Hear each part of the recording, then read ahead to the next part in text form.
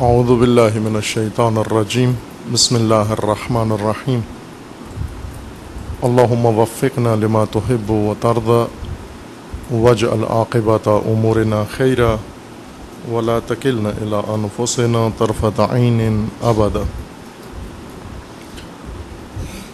آج ہم گفتگو کریں گے حالات حاضرہ کے متعلق کہ اس وقت دنیا میں اور بالخصوص مسلمان ممالک میں جو صورتحال ہے اور بہت ہی شدت کے ساتھ وہ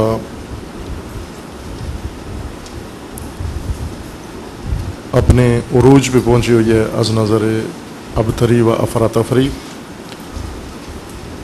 جس میں چند مسائل اس وقت سر فہرست ہیں۔ سب سے اہم مسئلہ سوریہ کا ہے، مملکت شام، جس میں ایک قسم کی فیصلہ کن نبرد حکومت اور حکومت مخالفین میں جاری ہے پوری شدت کے ساتھ، جو پہلے دمشق سے باہر تھی اور اب آہستہ آہستہ دمشق میں منتقل ہو رہی ہے۔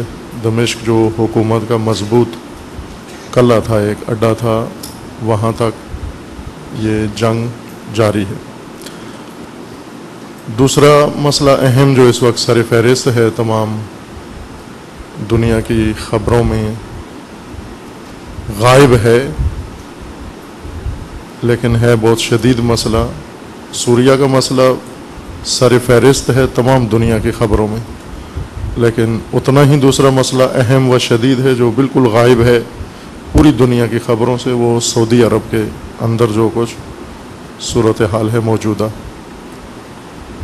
اور اس سے ملحقہ بحرین میں جو صورتحال ہے، یہ مطلقہ دنیا کی تمام نیوز ایجنسی سے اور تمام ٹی وی چینل سے اور تمام سائٹ سے بالکل غائب ہے۔ اس مسئلے کو کوئی بھی پیش نہیں کر رہا۔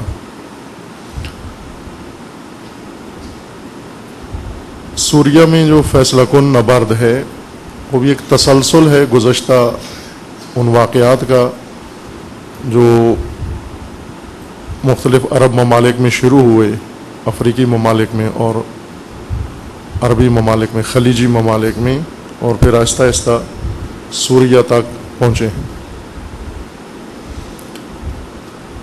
اس سے پہلے ٹیونس میں، مصر میں اور لیبیا میں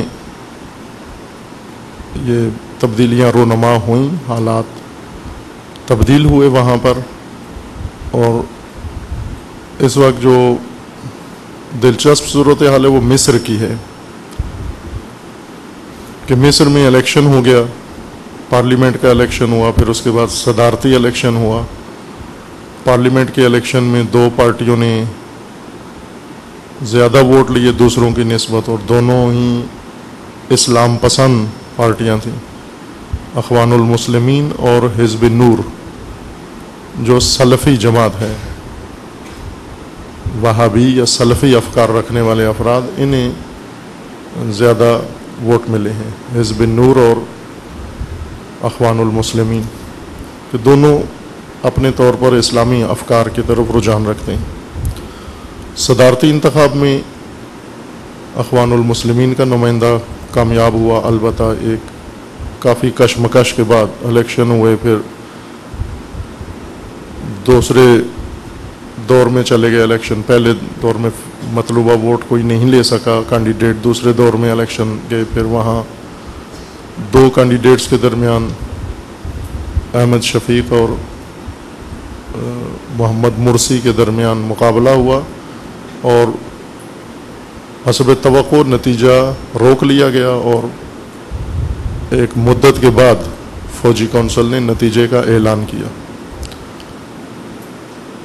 اب یہ نتائج اس وجہ سے نہیں روک گئے تھے کہ گنتی کا عمل مکمل نہیں ہوا تھا، یا یہ ثابت نہیں ہو رہا تھا کہ کس نے اکثریت لی ہے کس نے نہیں لی ہے، بلکہ اس لیے یہ نتیجہ روک لیا جاتا ہے کہ جب قریب قریب ہوں دونوں کینڈیڈیٹ، اس وقت نتیجہ روک کر ان کے ساتھ اور ان کے ٹیم کے ساتھ یا اس پارٹی کے ساتھ در پردہ مذاکرات ہوتے ہیں کہ کون مفید ہے، وہ موزوں انسان ہے اس عہدے کے لیے۔ اور یہی ہوا مصر کے اندر، الیکشن روک کر مذاکرات شروع ہوئے دونوں کینڈیڈیٹس کے ساتھ، دونوں کی توانائیاں تولی گئیں، دیکھی گئیں، اور حالات، عوامی حمایت اور جو کچھ آئندہ مصر میں ہونا ہے، جو پلاننگ ہے، اس کے لیے کون سا فرد زیادہ موزوں ہے، مفید ہے، وہ وہاں یہ طے پایا کہ محمد مرسی ان کو اچھا لگا اسٹیبلشمنٹ کو، اور انہوں نے اس کی فتح کا اعلان کر دیا کہ وہ صدر ہیں۔ چونکہ انہوں نے کچھ وعدے پہلے دیے ہوئے تھے کہ اگر وہ صدر منتخب ہو گئے تو یہ اقدام کریں گے۔ صدارتی انتخاب سے پہلے، دور دوم کے صدارتی انتخاب سے پہلے، وہاں کی سپریم کورٹ نے پارلیمنٹ کو ختم کر دیا تھا، چونکہ پارلیمنٹ کے الیکشن میں دھاندلی ہوئی تھی یا کچھ مشکلات پیدا ہوئی تھیں، اس وجہ سے کہ جو آزاد امیدوار تھے ان کے کاغذات نامزدگی نہیں لیے گئے تھے، اور اس کی جگہ پر دوسرے لوگ آگے، جو امیدوار رہ گئے جن کے کاغذات نامزدگی داخل نہیں کیے گئے، انہوں نے کورٹ میں رجوع کیا، شکایت کی کہ ہمارا حق ضائع ہوا ہے۔ عدالت نے ان کی ریٹ پر فیصلہ دے دیا کہ یہ الیکشن کالعدم ہیں، اور پارلیمنٹ کو انہوں نے منحل کر دیا۔ محمد مرسی نے یہ وعدہ دیا ہوا تھا کہ اگر میں صدر بن جاؤں، جہاں دیگر کام کروں گا چاند ایک، ان میں سے ایک یہ ہے کہ پارلیمنٹ کو بحال کر دوں گا۔ اور جو ہی اس کی صدارت کا اعلان ہوا، اس نے پہلا صدارتی فرمان یہ صادر کیا کہ پارلیمنٹ بحال ہے۔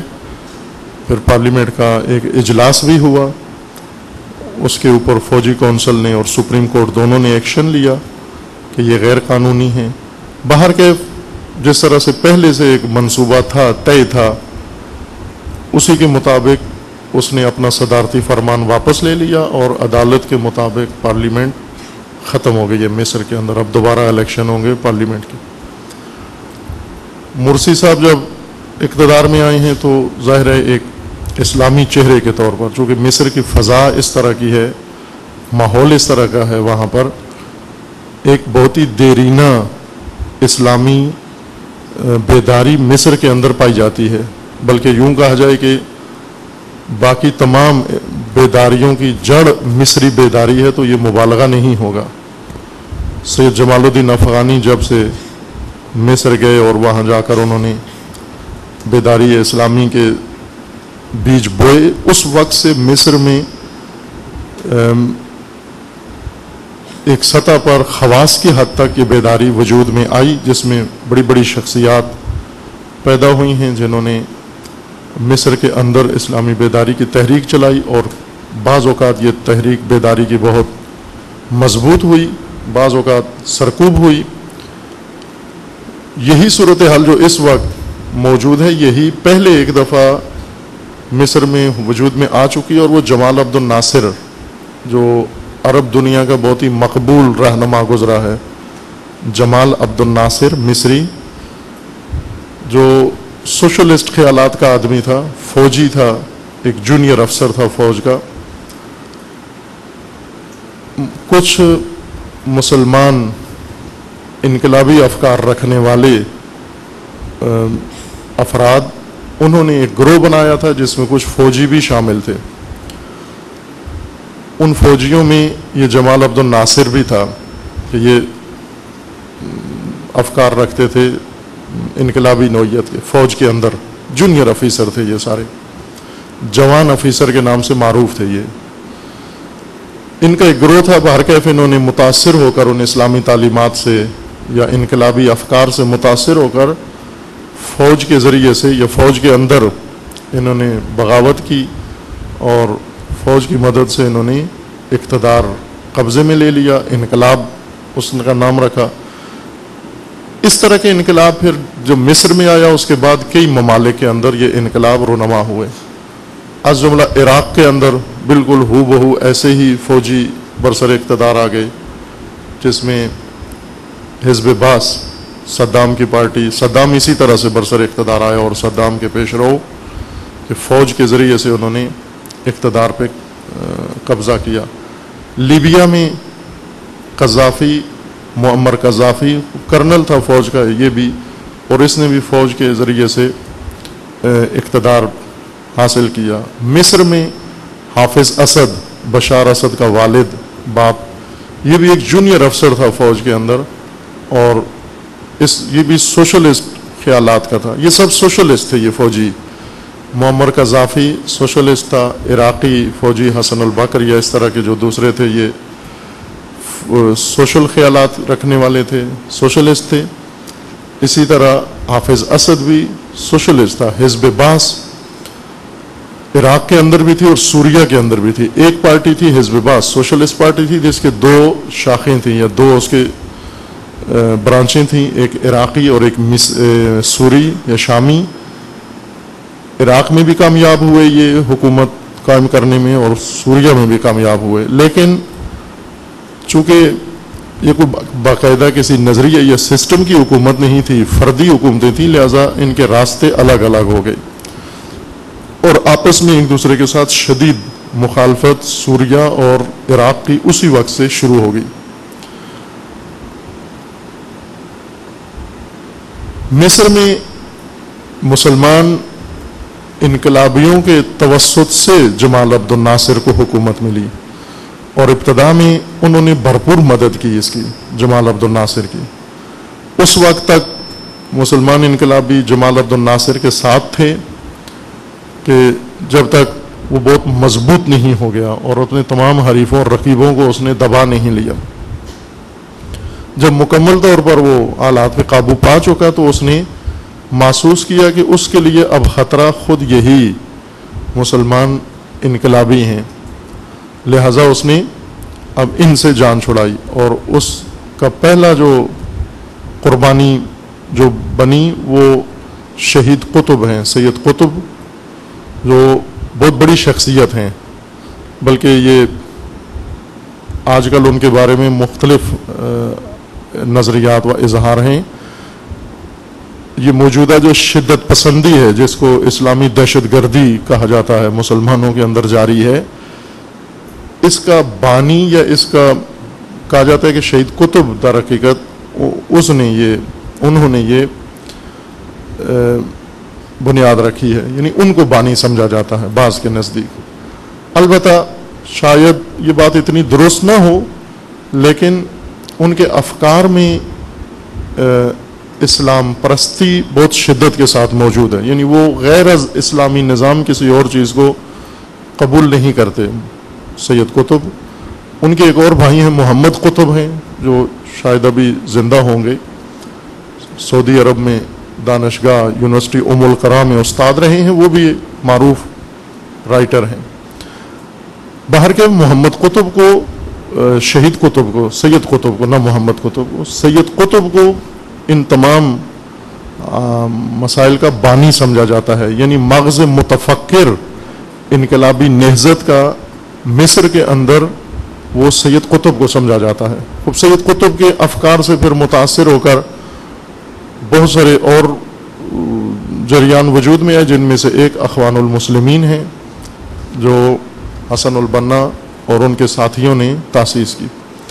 یہ وہی گروہ تھا جو جمال عبد الناصر کے ساتھ تھے، اور جمال عبد الناصر نے ان سے جب خطرے کا احساس کیا تو ان کو اپنی راہ سے ہٹایا، اور ان میں سب سے پہلے سید قطب کو شہید کیا، جیل میں بند کیا، اور وہیں پر ان کو سزائے موت سنائی اور سزا دے دی۔ بلکہ پورا خاندان سید قطب کا وہ اس کی بھینٹ چڑھ گیا جمال عبد الناصر کے ذریعے سے، یعنی وہ شخص جن لوگوں نے اس کو اقتدار تک پہنچایا تھا، انہی لوگوں کو اس نے اپنا دشمن قرار دیا، فرض کیا، اور پھر ایک ایک کر کے ان کو بے دردی سے کچلا اس نے۔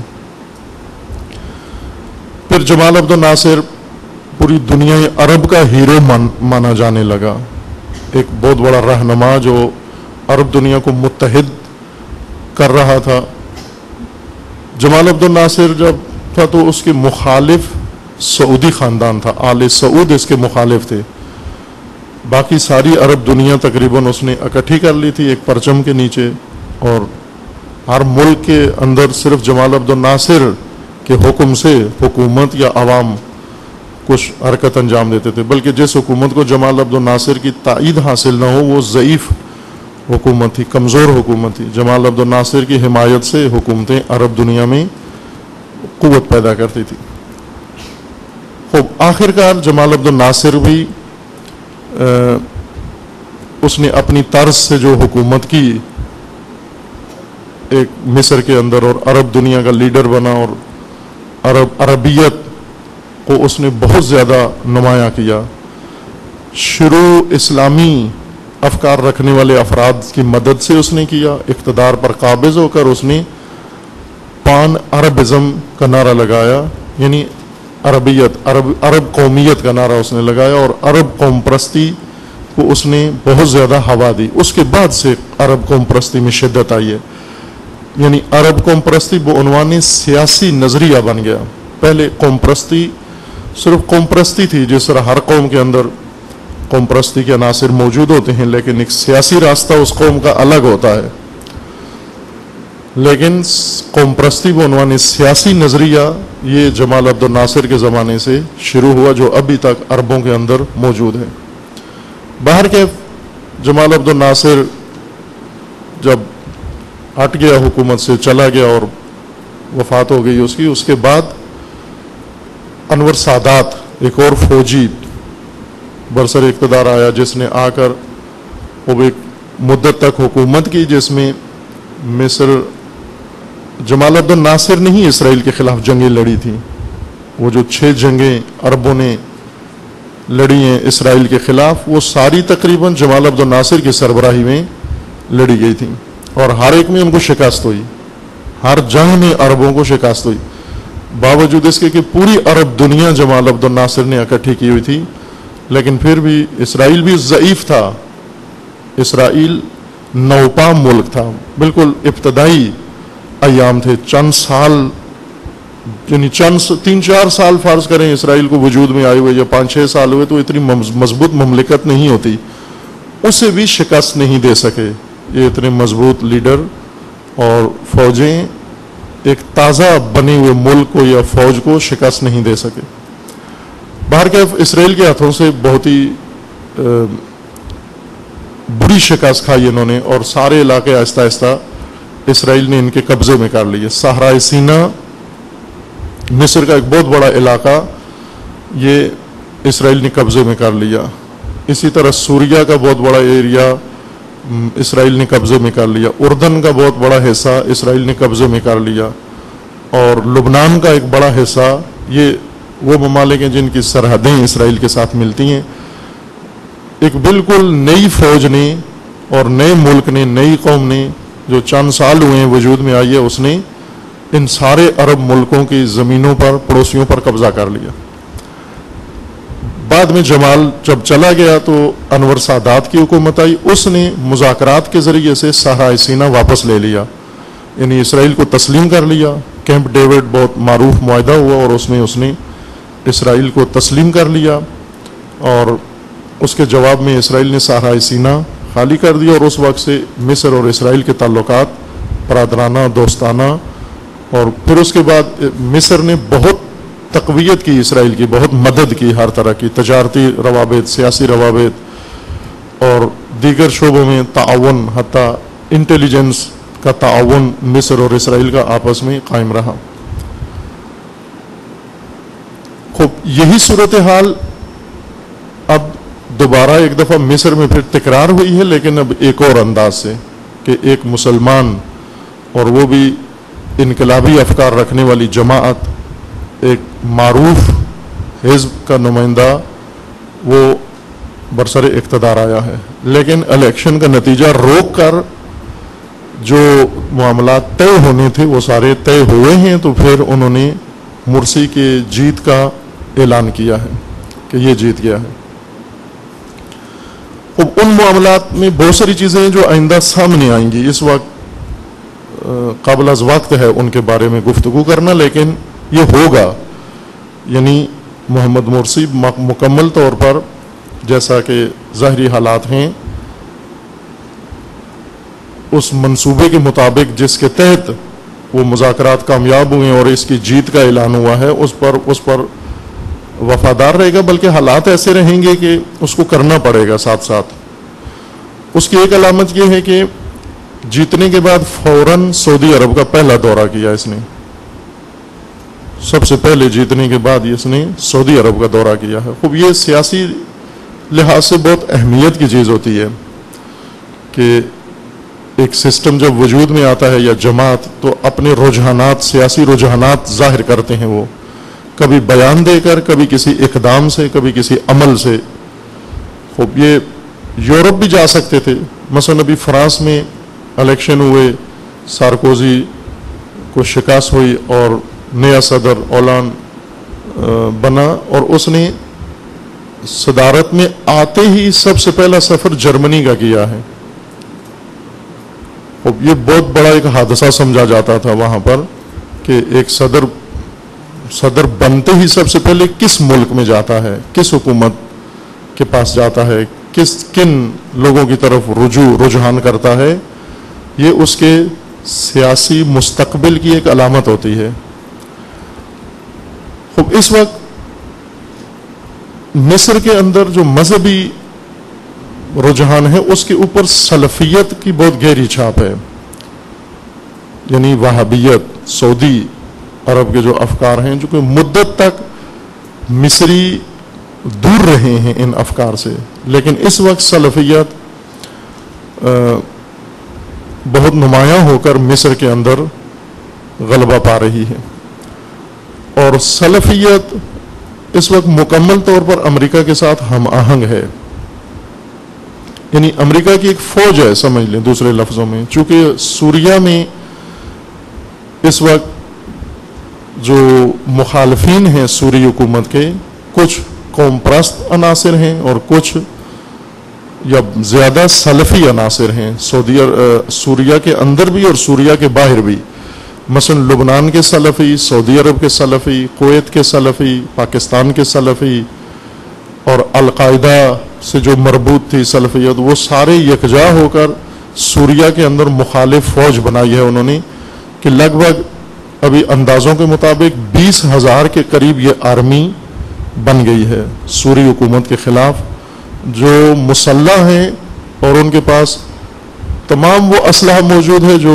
شاید سوری حکومت کے پاس موجود ہو۔ سوریہ کی حکومت کے پاس ہے، جہازوں اور ٹینکوں کے علاوہ باقی سب کچھ ان کے پاس موجود ہے۔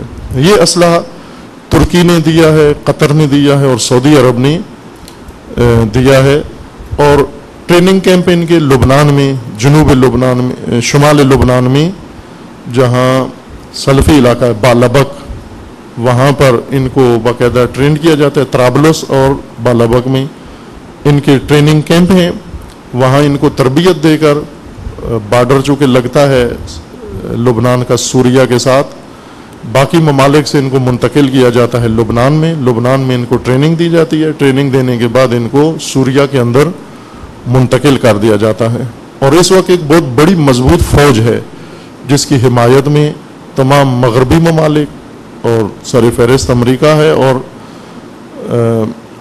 تمام عربی ممالک کھل کے جو ان کی حمایت کر رہے ہیں۔ عرب لیگ مکمل اور گلف لیگ بھی مکمل، 2 عربی تنظیمیں ہیں، ایک عرب لیگ ہے جس میں تمام عربی ملک ہیں، افریقی و دوسرے سارے عرب ملک 2 طرح کے ہیں، کچھ افریقہ میں آتے ہیں اور کچھ ایشیا میں آتے ہیں، یہ دونوں عرب لیگ میں ہیں سے، اور کچھ گلف لیگ ہے، گلف لیگ میں صرف خلیجی ممالک ہیں جو خلیج کے ارد گرد رہتے ہیں۔ ان تمام کی مکمل حمایت حاصل ہے سوریہ کے مخالفین کو، یعنی ایک قسم کا عرب اتحاد ہے سوریہ کے خلاف۔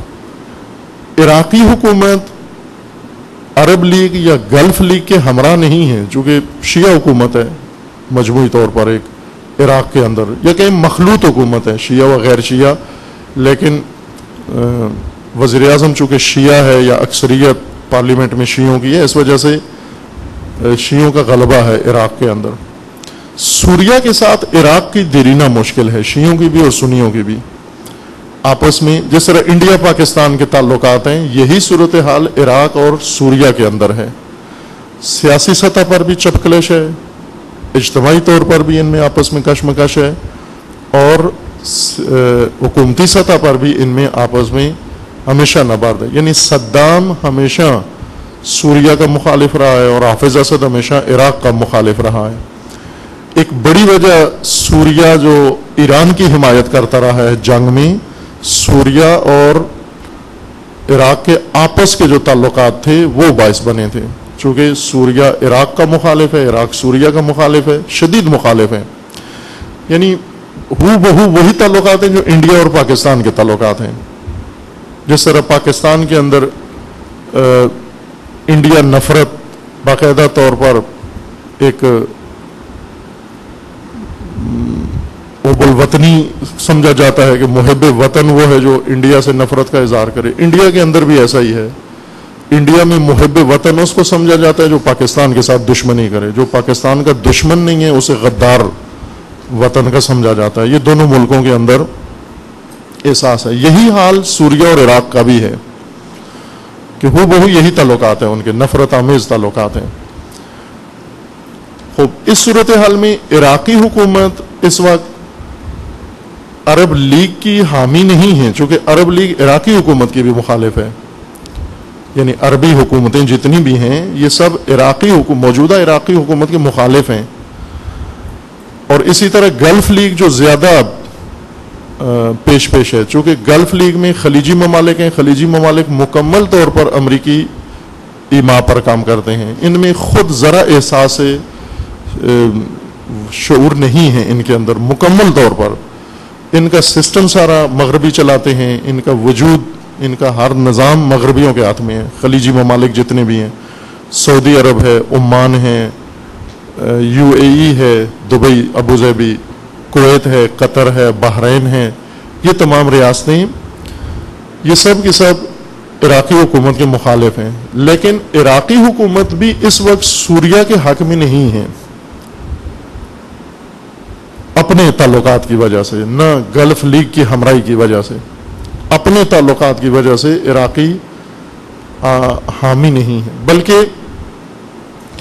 عراقی مخالفین سوریہ میں پناہ لیتے ہیں جا کر، اور سوریہ کے مخالفین عراق میں پناہ لیتے ہیں. اس وقت سوریہ سے جو بھی حکومت کا مخالف ہو کے حکومتی عہدیدار منحرف ہوتا ہے، اس وقت وہ سب سے پہلے عراق چلا جاتا ہے یا ترکیہ چلا جاتا ہے. عراق میں جا کر پناہ لیتا ہے، وہاں سے آگے کسی دوسرے ملک میں چلا جاتا ہے. لیکن عراق کے اندر کچھ عوامی سطح پر کہہ سکتے ہیں ہم کہ عناصر ہیں. شیعہ سنی دونوں سوریہ کے حق میں نہیں ہیں، یہ طے ہے. عراق کے اندر نہ شیعہ عراقی حامی ہے سوریہ کے، نہ سنی عراقی حامی ہے. سنی خوب ظاہر ہے وہ تحت تاثیر ہیں سلفیت کے اس وجہ سے، اور سوری جو ہیں وہ اپنی قومیت یا اپنے دیرینہ جو جنگ ہے ان کی سوریہ اور عراق کے ساتھ، اس وجہ سے سوریہ کے حامی نہیں ہیں. اور خصوصاً ایران عراق جنگ میں سوریہ نے ایران کی مدد کی تھی، وہ بھی عراقیوں کے اندر دکھ موجود ہے کہ انہوں نے ہمارے دشمن یا ہمارے حریف کی مدد کی تھی. سوریہ نے جو ایران کی مدد کی اس کے پیچھے بھی بہت سارے عوامل تھے. چونکہ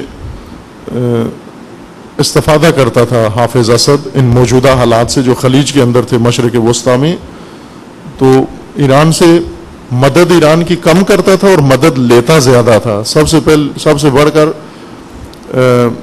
تیل، چونکہ سوریہ میں تیل نہیں نکلتا، تیل پیدا کرنے والا ملک نہیں ہے. اس کے ارد گرد سب تیل ہے لیکن سوریہ کے اندر نہیں ہے، تیل کی پیداوار نہیں ہے. لہذا وہ ایران سے تیل لیتا رہا اتنی مدت تک، بعض زمانوں میں شاید فری لیتا رہا. اس کے بدلے میں ایران کی مدد کرتا تھا کہ بھرپور مدد کی البتہ اس نے جنگ کے دوران. ایران پر جب پابندیاں تھیں تو سوریہ نے بھرپور کردار ادا کیا. یعنی ایک ہی ملک کہہ لیں پوری دنیا میں جو کھل کے ایران کے ساتھ تھا واضح طور پر وہ سوریہ تھا.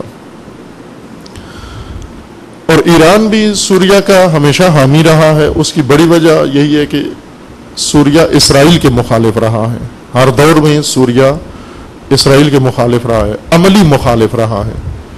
جس طرح گزشتہ ایام میں چند روز قبل سید مقاومت نے اپنی تقریر میں یہ کہا تھا کہ جب غزہ کا محاصرہ تھا اور لوگ بھوک پیاس سے مر رہے تھے اور مصریوں نے بارڈر بند کر دیا کہ خوراک تک فلسطینیوں کو، غزہ والوں کو نہ پہنچے، اس وقت سوریہ باقاعدہ خوراک بھی پہنچا رہا تھا اور اسلحہ بھی غزہ پہنچا رہا تھا.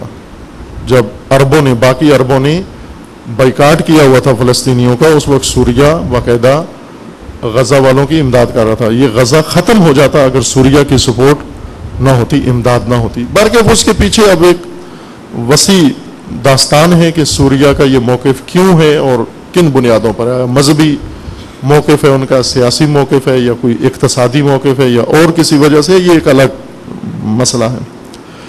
بہرکیف اس وقت مصر ایک دوراہے پر کھڑا ہوا ہے اور سب منتظر ہیں کہ مصر کدھر جاتا ہے.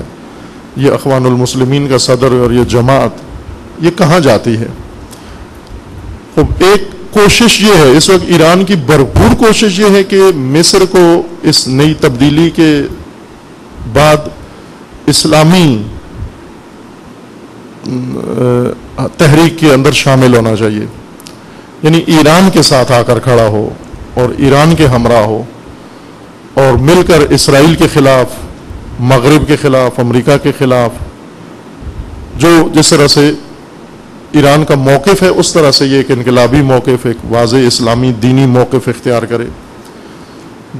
ادھر سے کوشش یہ ہے کہ مصر کے اندر اور باہر سے کہ موجودہ صدر اور اس کی پارٹی یا یہ نیا سیٹ اپ جو ہے یہ ایک اور کردار ادا کرے، ایران کے ہمراہ نہ ہو. اس وقت ایران میں چند دن بعد نان الائنڈ غیر وابستہ ممالک کی کانفرنس ہونے والی ہے. ایک سیاسی سیٹ اپ ہے دنیا کے اندر، ایک اسلامی کانفرنس ہے، ایک غیر وابستہ ممالک کی کانفرنس ہے، نان الائنڈ کنٹریز جن کو کہا جاتا ہے. یہ اصطلاح جنگ سرد کے زمانے سے ہے، یعنی جب روس اور امریکہ دو بلاک تھے، مشرقی اور مغربی، اور سیاسی طور پر دنیا تقسیم ہوئی تھی یا مشرقی بلاک میں یا مغربی بلاک میں. اس وقت کچھ ممالک ایسے تھے جو نہ مشرقی بلاک کے ساتھ تھے نہ مغربی بلاک کے ساتھ تھے، یعنی نہ امریکہ کے اتحادی تھے اور نہ روس کے اتحادی تھے، نہ نیٹو میں تھے نہ ورشو میں تھے. ان کو نان الائنڈ کہا جاتا ہے، غیر وابستہ، یعنی نہ امریکہ سے وابستہ ہیں اور نہ روس سے وابستہ ہیں، آزاد ممالک یا غیر وابستہ ممالک.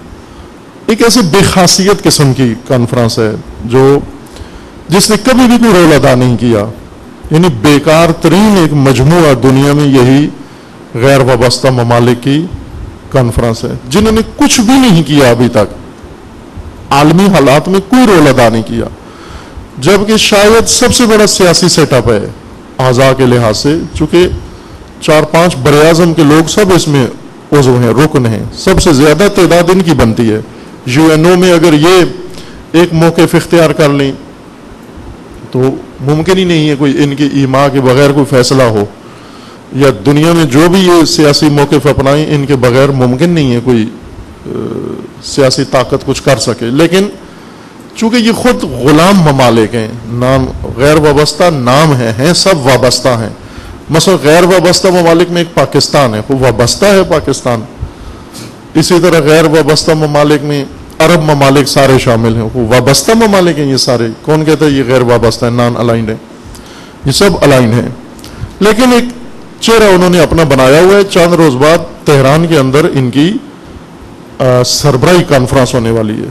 کبھی کبھار جاگ پڑتے ہیں، احساس ہوتا ہے ان کو، کوئی تنوع کے لیے کانفرنس کرتے ہیں، آتے ہیں. امام خمینی رضوان اللہ تعالیٰ علیہ کے بقول کے آتے ہیں، بیٹھتے ہیں، کھاتے ہیں، پیتے ہیں، اٹھ کے چلے جاتے ہیں، دوستیاں بڑھاتے ہیں. کوئی قرارداد پاس نہیں کرتے، کسی کی حمایت نہیں کرتے، کسی کی مذمت نہیں کرتے. مثلا ابھی جمع ہوں گے سارے اور جتنے عالمی ایشوز ہیں ان میں سے کسی پہ بات نہیں کریں گے، نان ایشوز پہ بولیں گے. مثلا اس وقت برما میں مسلمانوں کا قتل عام ہو رہا ہے، اس پہ نہیں بولیں گے، چونکہ برما بھی نان الائن ممالک میں سے ہے، وہ خود بھی اس میں موجود ہوگا. یا سوریہ کے مسائل ہیں، اسرائیل کا مسئلہ ہے، فلسطین، سعودی عرب، بحرین، یہ اس وقت جو برننگ ایشو ہیں ان میں سے کسی پہ بھی بات نہیں کریں گے. ماحولیات پہ بولیں گے کہ ماحولیات جو ہے نا ان کے بارے میں، سمندروں کو صاف کرنے کے لیے کوئی اقدام ہونا چاہیے، اس طرح مثلا سیلاب روکنے کے لیے کوئی اقدام ہونا چاہیے، اور یوریا کھاد کی پیداوار کے لیے کوئی اقدام ہونا چاہیے. مثلا اس طرح کے نان ایشوز پر گفتگو کر کے اٹھ کے چلے جائیں گے. جس طرح کبھی کبھی پاکستان میں مذہبی یا سیاسی گروپ بیٹھتے ہیں مل کر اور نان ایشوز پر بول کے اٹھ کے چلے جاتے ہیں, یعنی ہر اس چیز پہ بولتے ہیں جو کوئی موضوع نہیں ہے, اور جن موضوعات کو چھیڑنا چاہیے ان کے متعلق گفتگو نہیں کرتے, چونکہ اجازت نہیں ہوتی ان کو بولنے کی. اگر یہ بول پڑے وہ ان کے کان کھینچے جاتے ہیں, سرزنش کی جاتی ہے, ان کی باقاعدہ سزا دی جاتی ہے ان کو. مثلا اگر کسی ملک کا سربراہ آئے نان الائن ممالک کی کانفرنس میں آ کر حد سے زیادہ بول جائے یا غیر ضروری بات کر جائے, واپس جائے گا حکومت ہی اس سے لے لیں گے, تم نے کیوں یہ بات کی وہاں پر. اس کانفرنس میں ایران کی پوری کوشش ہے کہ مصری صدر, نو منتخب صدر اس میں شریک ہو, لیکن ابھی تک اس نے حامی نہیں بھری. سعودی عرب چلا گیا ہے بغیر دعوت کے, اور مزے کی بات ہے کہ بہت ہی توہین آمیز سفر تھا اس کا سعودی عرب کا. یہ جب پہنچا ہے ایئرپورٹ پہ کوئی بھی لینے نہیں آیا اس کو, وزیر تک لینے نہیں آیا اس کو, ایک وزارت خانے کا سیکرٹری آیا اس کو لینے کے لیے ایئرپورٹ پر, اور وہاں سے یہ گیا پھر ریاض میں یا دوسری جگہوں پر اور چھوٹے چھوٹے لوگوں سے ملاقات, اور آخر میں اس کی ملک عبداللہ سے ملاقات کروائی گئی, اور وہ بھی بیعت جس طرح کرتے ہیں بیعت کرنے گیا تھا گویا ملک عبداللہ کے ہاتھ, چونکہ وہ بیمار ہے. ملک عبداللہ اس وقت 86 سال کے لگ بھگ, ظاہراً 85-86 سال کا ہو گیا ہے. کھوسٹ اس میں ہمت ہی نہیں ہے اٹھنے کی, نہ اس کو سنائی دیتا ہے نہ وہ بول سکتا ہے. اس کو جا کر اس ڈھانچے سے مورے سے ملایا اس کو, اور اس نے بیعت کی. یعنی یہ ایک علامتی سفر تھا اس کا, کوئی دعوت نہیں تھی, کوئی سرکاری ایجنڈا نہیں تھا, کوئی قراردادیں نہیں تھیں. ابھی اس نے ملک کے اندر مکمل طور پر اختیارات نہیں سنبھالے تھے, کنٹرول ملک کے اوپر پورا اس کا نہیں ہوا تھا, سارے اختیارات اس نے ابھی حاصل نہیں کیے تھے, ابھی بہت سارے مراحل اس کے طے ہونا باقی تھے. جو ہی منتخب ہوا فوراً دوڑ کے سعودی عرب چلا گیا. یہ ایک علامتی سفر تھا, یعنی دنیا کو اعلان کرنا تھا کہ ان کا رجحان کس طرف ہے, یہ کس طرف جانا چاہتے ہیں. عرض کیا کہ دوراہے پر ہے. ابھی ایران کی پوری کوشش ہے کہ اس کو غیر وابستہ ممالک کی کانفرنس میں شریک کرایا جائے, لیکن ابھی تک اس نے حامی نہیں بھری. خوب ابھی تک کہتے ہیں بین بین ہے, لیکن ظاہراً یہ لگتا ہے کہ نہیں آئے گا, چونکہ اس کانفرنس میں ملک عبداللہ نے نہیں آنا, سعودی فرمان روا نے شرکت نہیں کرنی, اور جب اس نہیں آئے گا تو اس کے مرید بھی نہیں آئیں گے ساتھ. اور یعنی قوی امکان ہے کہ یہ نہیں آئے گا. محمد مرسی تہران اس کانفرنس میں شرکت کے لیے نہیں آئے. اگر نہیں آتا پھر یہ بالکل واضح طور پر اس کا خط معین و مشخص ہو جائے گا کہ وہ کس سمت جانا چاہتا ہے, لیکن ابھی تک دوراہے میں ہے, ابھی تک بین بین ہے. احتمال دیے جا رہے ہیں کہ شاید آ جائے, ایک احتمال ہے کہ ممکن ہے نہ آئے, لیکن اس کا تہران آنا یہ بھی ایک علامت ہوگی. وہ یہ علامت ہے کہ اس کا مطلب یہ ہے کہ وہ ایران سے تعلقات رکھنا چاہتا ہے, وہ یا غیر جانبدار رہنا چاہتا ہے اس کشمکش میں, یا کم از کم حامی رہنا چاہتا ہے اس سلسلے کا. یہ اس کے سفر پر موقوف ہے. اگر آیا تو یہ اس کی طرف سے ایک اعلان ہوگا انقلابی بیداری کی تحریکوں کا, لیکن اگر نہیں آیا تو اس کا مطلب یہ ہے کہ اس نے اپنا خط انتخاب کر لیا ہے. اس وقت مصر سوری حکومت کے مخالفین میں سے ایک فعال مخالف ہے. مصر یعنی فعال مخالفین میں ایک ترکی ہے, سعودی عرب ہے, قطر ہے, جو باقاعدہ عملی سپورٹ کر رہے ہیں.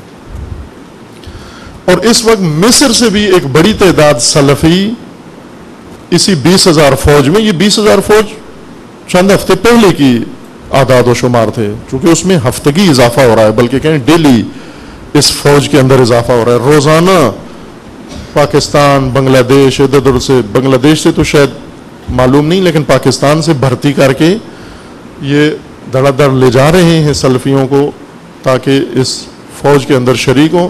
ابھی جو سوری فوج نے پکڑے ہیں 200-250, اس میں سب غیر ملکی ہیں, کوئی بھی سوریا کا باشندہ نہیں تھا. اس میں مصری تھے, سوڈانی تھے, صومالین تھے, اس قسم کے ممالک کے لوگ تھے جو سوریا میں آ کر حکومت مخالف کارروائیوں میں شامل ہیں, شریک ہیں.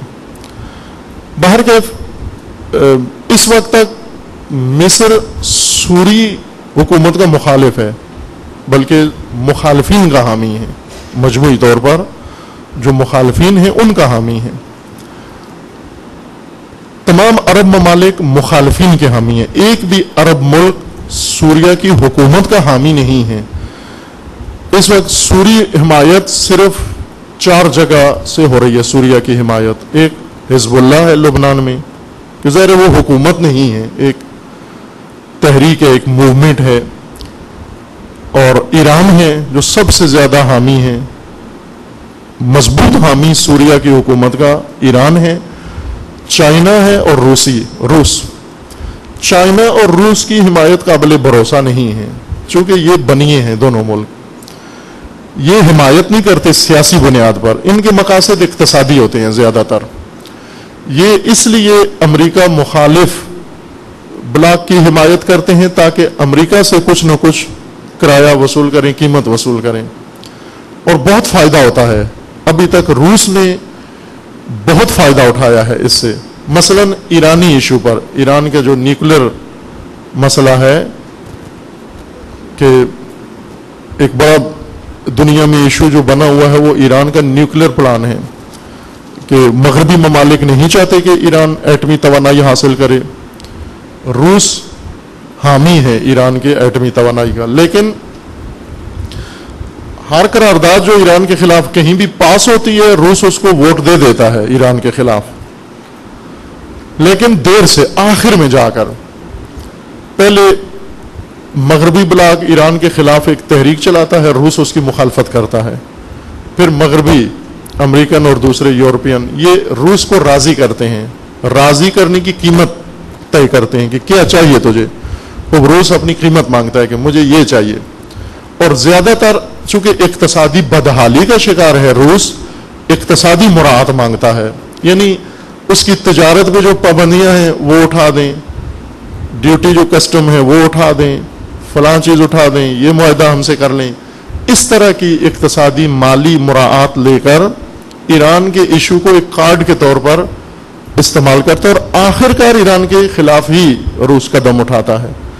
لیکن ایرانیوں کو بھی بلا کر ایک ڈھارس مل جاتی ہے. روس کچھ مہینے یا کچھ سال مغربی جو ہیں وہ روس کے ساتھ الجھے رہتے ہیں روس کو راضی کرنے میں. اس وقت موجودہ صورتحال ہو بہو ایسا ہی ہے. سوریہ کے خلاف UN میں قرارداد پیش ہوئی ہے، کئی دفعہ چائنا اور روس نے ویٹو کیا، اس کو رد کر دیا ہے سلامتی کونسل میں.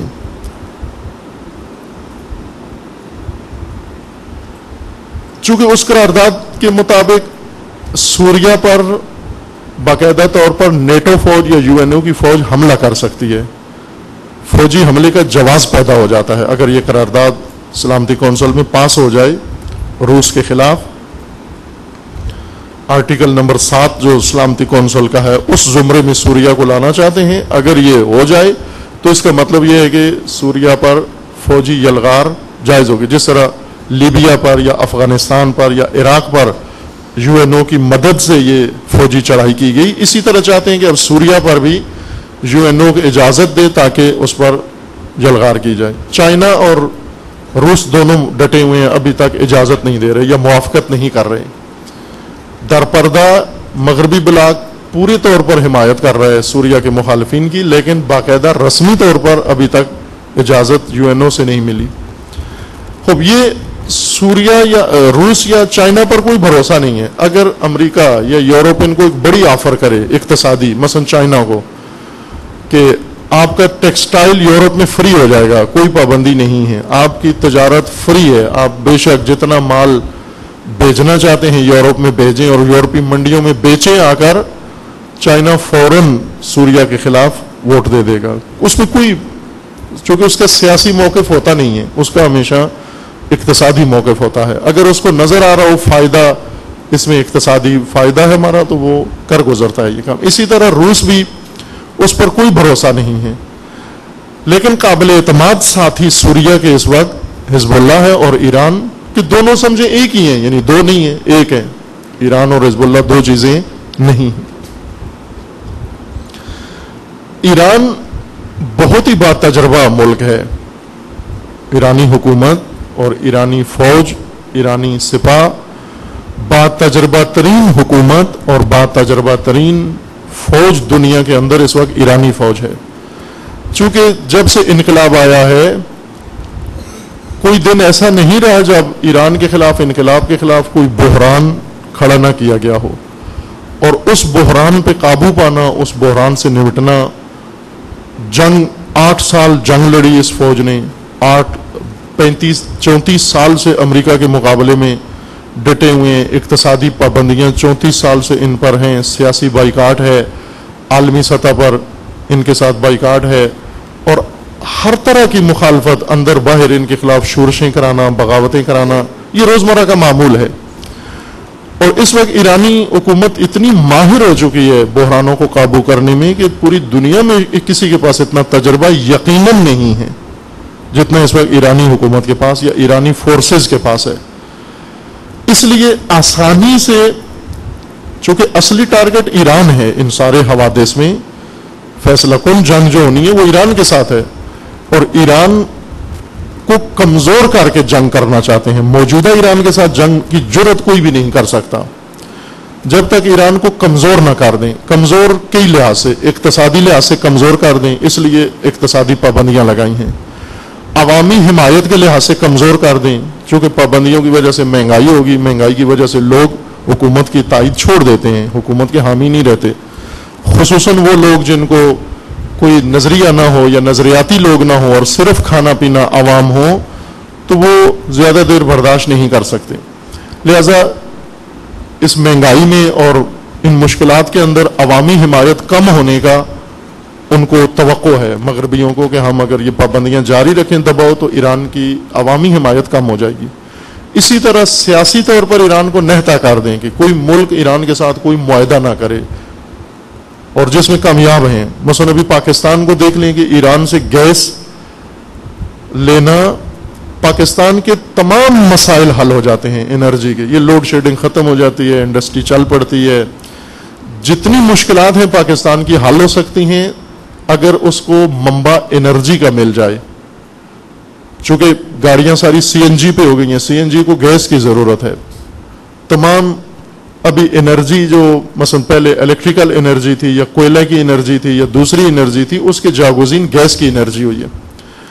ایران دنیا میں دوسرا بڑا ملک ہے جس کے پاس گیس کے ذخائر ہیں، جو بعض اعداد و شمار کے مطابق اگر ایران بھرپور طریقے سے گیس نکالنا شروع کر دے تو بھی 500 سال تک یہ ذخائر ختم نہیں ہوں گے. یعنی ساری دنیا کو اگر گیس سپلائی کرے یہ ذخائر ختم نہیں ہوں گے. اتنی بڑے گیس کے ذخائر ہیں. سب سے زیادہ گیس روس میں ہے، روس کے بعد ایران کے پاس ہے، اور ایران یہ گیس دینا چاہتا ہے پاکستان کو، اور ظاہر سی بات ہے بہت قریب ہے یہ گیس. لہذا پاکستان اپنے ملک سے گیس نکال کے استعمال کرے وہ مہنگی پڑتی ہے، ایران سے خرید کے استعمال کرے وہ سستی پڑتی ہے اس کو، لیکن نہیں خرید رہا. کئی سالوں سے یہ منصوبہ اس طرح کھٹائی میں پڑا ہوا ہے. ہر حکومت آتی ہے، فوجی حکومت آئی اس نے بھی نہیں کیا، پہلے جمہوری حکومت تھی اس نے نہیں کیا، مسلم لیگ حکومت نے نہیں کیا، پیپلز پارٹی نے نہیں کیا، کوئی بھی نہیں کر سکتا. اس کی وجہ یہ کہ پاکستانیوں کو حق نہیں ہے کہ وہ آزادی سے پیاز خریدیں، آزادی سے لہسن خریدیں، آزادی سے کھیرے خریدیں. یہ حق انہیں نہیں ہے. یہ امریکہ بتائے گا انہوں نے کہاں سے خریدنے ہیں، کتنے خریدنے ہیں، پکے ہوئے خریدنے ہیں یا کچے خریدنے ہیں. یہ غلاموں کا حال ہوتا ہے. بس اس وجہ سے ان کو گیس نہیں خریدنے دے رہے. انڈیا گیس، انڈیا کی سب سے زیادہ ضرورت ہے چونکہ انڈیا کی آبادی زیادہ ہے اور انڈیا ترقی یافتہ ممالک میں شامل ہونے کے بالکل قریب پہنچ چکا ہے ٹیکنیکل لحاظ سے. البتہ یعنی اس وقت انڈیا ترقی یافتہ ممالک کی صف میں داخل ہونے کے قریب پہنچ چکا ہے. اتنی ترقی کی ہے اس نے. انرجی اس کی بہت بڑی ضرورت ہے، گیس پاکستان سے بھی زیادہ انڈیا کی ضرورت ہے. لیکن انڈیا جب بھی کوشش کرتا ہے ایران سے گیس لینے کی، اسے امریکہ کو متبادل مراد دے دیتا ہے، اس کے ساتھ ایٹمی معاہدہ کر لیتا ہے، اسے کوئی اور ایسا سبز باغ دکھاتا ہے، انڈیا بھی منصرف ہو جاتا ہے. یعنی یہ کوشش ہے کہ ایران کو نہتا کیا جائے، کمزور کیا جائے، سیاسی طور پر، فوجی طور پر. فوجی ساز و سامان مطلقہ ممنوع ہے ایران کے ساتھ، حتیٰ الیکٹرانک ساز و سامان ممنوع ہے. ایران کو اچھے کیفیت کے کمپیوٹر بیچنا ممنوع ہے. وہ کمپیوٹر جو معمولی ہیں یہ ٹھیک ہے، یہ بیچ سکتے ہیں، لیکن جو کمپیوٹر پاورفل کمپیوٹر ہیں وہ نہیں بیچ سکتے. اچھی گاڑیاں ایران کو نہیں بیچ سکتے، مضبوط گاڑیاں. اسی طرح اور جو ساز و سامان ہے وہ ایران کو نہیں بیچ سکتے. اس حد تک کوشش یہ ہے کہ موجودہ ایران مضبوط ہے، ہر لحاظ سے مضبوط ہے، نظریاتی طور پر مضبوط ہے، راہبری کے لحاظ سے مضبوط ہے، عوامی حمایت کے لحاظ سے مضبوط ہے، سیاسی طور پر مضبوط ہے، اقتصادی طور پر مضبوط ہے باوجود پابندیوں کے. موجودہ ایران اس ٹکر لینے کے قابل نہیں ہے. جو بھی ٹکر لے گا وہ بہت نقصان اٹھائے گا، اور انہیں پتہ ہے اس بات کا، اس لیے ایران پہ کبھی بھی ہاتھ نہیں ڈالیں گے. لیکن ان کی کوشش ہے کہ ایران کو کمزور کر کے، اور بہت کمزور کر کے، آخر میں جب کمزور ہو جائے پھر اس پہ حملہ کیا جائے. جس طرح بعض درندے ایسے ہیں وہ اپنے شکار کو تھکا کے پھر حملہ کرتے ہیں، مثلا جب تک شکار تھکا نہیں ہے اس پر حملہ نہیں کرتے. بعض جانور ایسے ہوتے ہیں جو مثلا شیر ہے، اگر کسی پر حملہ کرنا چاہے تو اپنے شکار کو تھکاتا نہیں ہے، اپنے شکار پہ تازہ دم پر حملہ کر دیتا ہے. بے شک وہ جنگلی گائے ہی کیوں نہ ہو، جنگلی بیل کیوں نہ ہو، بفیلو کیوں نہ ہو، وہ تازہ دم پر حملہ کرتا ہے. شیر کو مضبوط شکار کرنے میں مزہ آتا ہے. لیکن گیدڑ یا بیڑیے، حتیٰ بیڑیے یا ایک اور قسم ہے درندوں کی، جنگلی کتے، جس طرح یہ آوارہ کتے، بیکار کتے شہروں میں ہوتے ہیں، اس طرح جنگلی کتے خونخوار ہیں، شکاری ہیں. یہ شکار کو تھکاتے ہیں، تھکا کے گرا کے پھر اس پر حملہ کرتے ہیں. مثلا اگر انہوں نے ہرن پر بھی حملہ کرنا ہے تو پہلے اس کو خوب تھکاتے ہیں، دوڑاتے ہیں اس کو. یہ پالیسی ہے ان کی کہ تھکا کے شکار کو پھر خستہ کریں، پہلے اس کو ذہنی طور پر، اعصابی طور پر، اس کو اعصابی جنگ کہتے ہیں. یہ اعصابی طور پر خستہ کر کے تھکا کے ایران کو پھر اس پر حملہ کریں. یعنی عوام بھی تھک جائیں، سیاستدان بھی تھک جائیں، حکمران بھی تھک جائیں، فوج بھی تھک جائے، سپاہ بھی تھک جائے، سب تھک جائیں، خستہ ہو جائیں اس جنگ سے. مثلا ابھی یہ نیوکلیر مسئلہ انہوں نے لٹکایا ہوا ہے صرف تھکانے کے لیے، اعصاب پہ دباؤ ڈالنے کے لیے. لیکن وہ اتنے ماہر ہیں ایرانی، اتنے مضبوط اعصاب کے ساتھ جنگ کرتے ہیں کہ وہ خود تھک جاتے ہیں، خستہ ہو جاتے ہیں ایرانی روش سے، ایرانی پالیسی سے. مثلا بہت دلچسپ ہے، یہ کسی وقت وہ باقاعدہ عملی نمونے آپ کے سامنے پیش کریں کہ یہ جو مذاکرات کرتے ہیں کتنے دلچسپ مذاکرات ہوتے ہیں. اور کبھی وہ جھنجھلا جاتے ہیں اور اس سے اٹھ کے چلے جاتے ہیں، میٹنگ سے اٹھ کے چلے جاتے ہیں. وہ ایسی شک نکال لیں گے ایرانی گفتگو کے اندر، مذاکرات کے اندر، کہ ان کے وہم و گمان میں بھی نہیں ہوتا. یعنی اس اعصابی جنگ میں ابھی تک ایران بہت مضبوط ہے، حاوی ہے، غالب ہے تمام کے اوپر. اس لیے موجودہ ایران حملے کے قابل نہیں ہے. ان کی کوشش ہے کہ ایران کو تنہا کریں. تنہا کرنے کے لیے ایران کے دست و بازو کاٹے جائیں ہر پہلو سے. اور ایک مضبوط جو بازو ہے ایران کا وہ حزب اللہ ہے. جب تک حزب اللہ موجود ہے ایران مضبوط ہے. یعنی ایران سے باہر ایران کی مضبوطی یہ بہت اہم ایشو ہے. ایران کے اندر اس وقت ایران مضبوط ہے، لیکن جو چیز مضبوط بناتی ہے کسی ملک کو وہ اپنے ملک سے باہر اس کی مضبوطی ہے. اور ایران کو یہ بہت بڑی سہولت حاصل ہے کہ ایران سے باہر ایران مضبوط ہے حزب اللہ کی وجہ سے.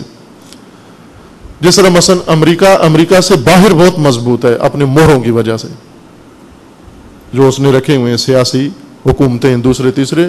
امریکہ سے باہر امریکہ کا ہولڈ زیادہ ہے، امریکہ کے اندر اتنا ہولڈ نہیں ہے اس کا، امریکہ سے باہر زیادہ ہے اس کا ہولڈ، مضبوط ہے. ایران سے باہر مضبوط ہے.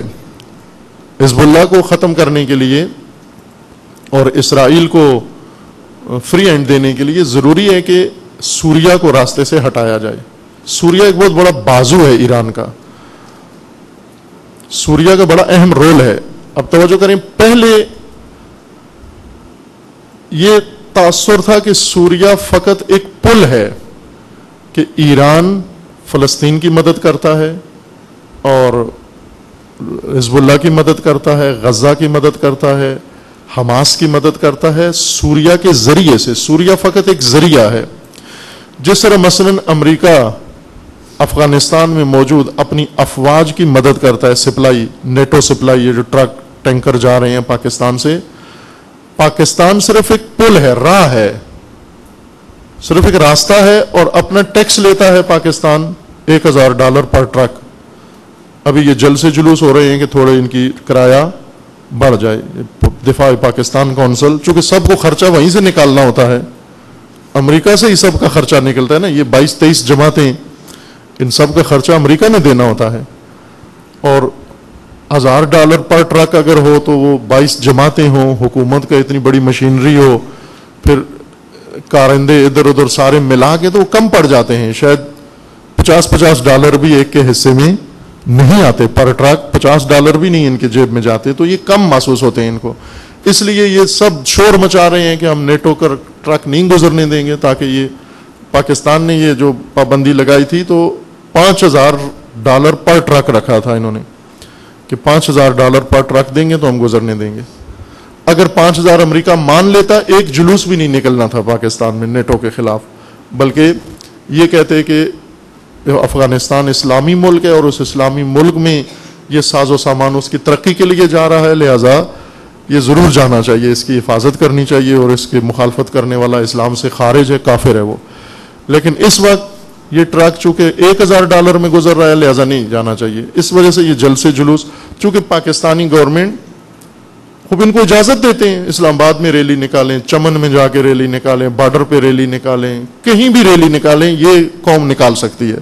دفاع پاکستان کونسل کسی جگہ بھی ریلی نکالنا چاہے ان کو اجازت ہے، تاکہ پاکستانی حکومت کے پاس پیچھے پریشر ہو، موجود ہو، ان کو بتا سکے کہ بھائی ٹرک کی قیمت بڑھاؤ ورنہ یہ لوگ بند کر دیں گے تمہارے ٹرک، جلا دیں گے تمہارے ٹرک، ہمارے قابو سے نکل جائیں گے. اگر 5000 کرو تو پھر ہم ان کو راضی کر لیں گے، ہم ان کو دبا دیں گے، ہم ان کو فلاں کریں گے.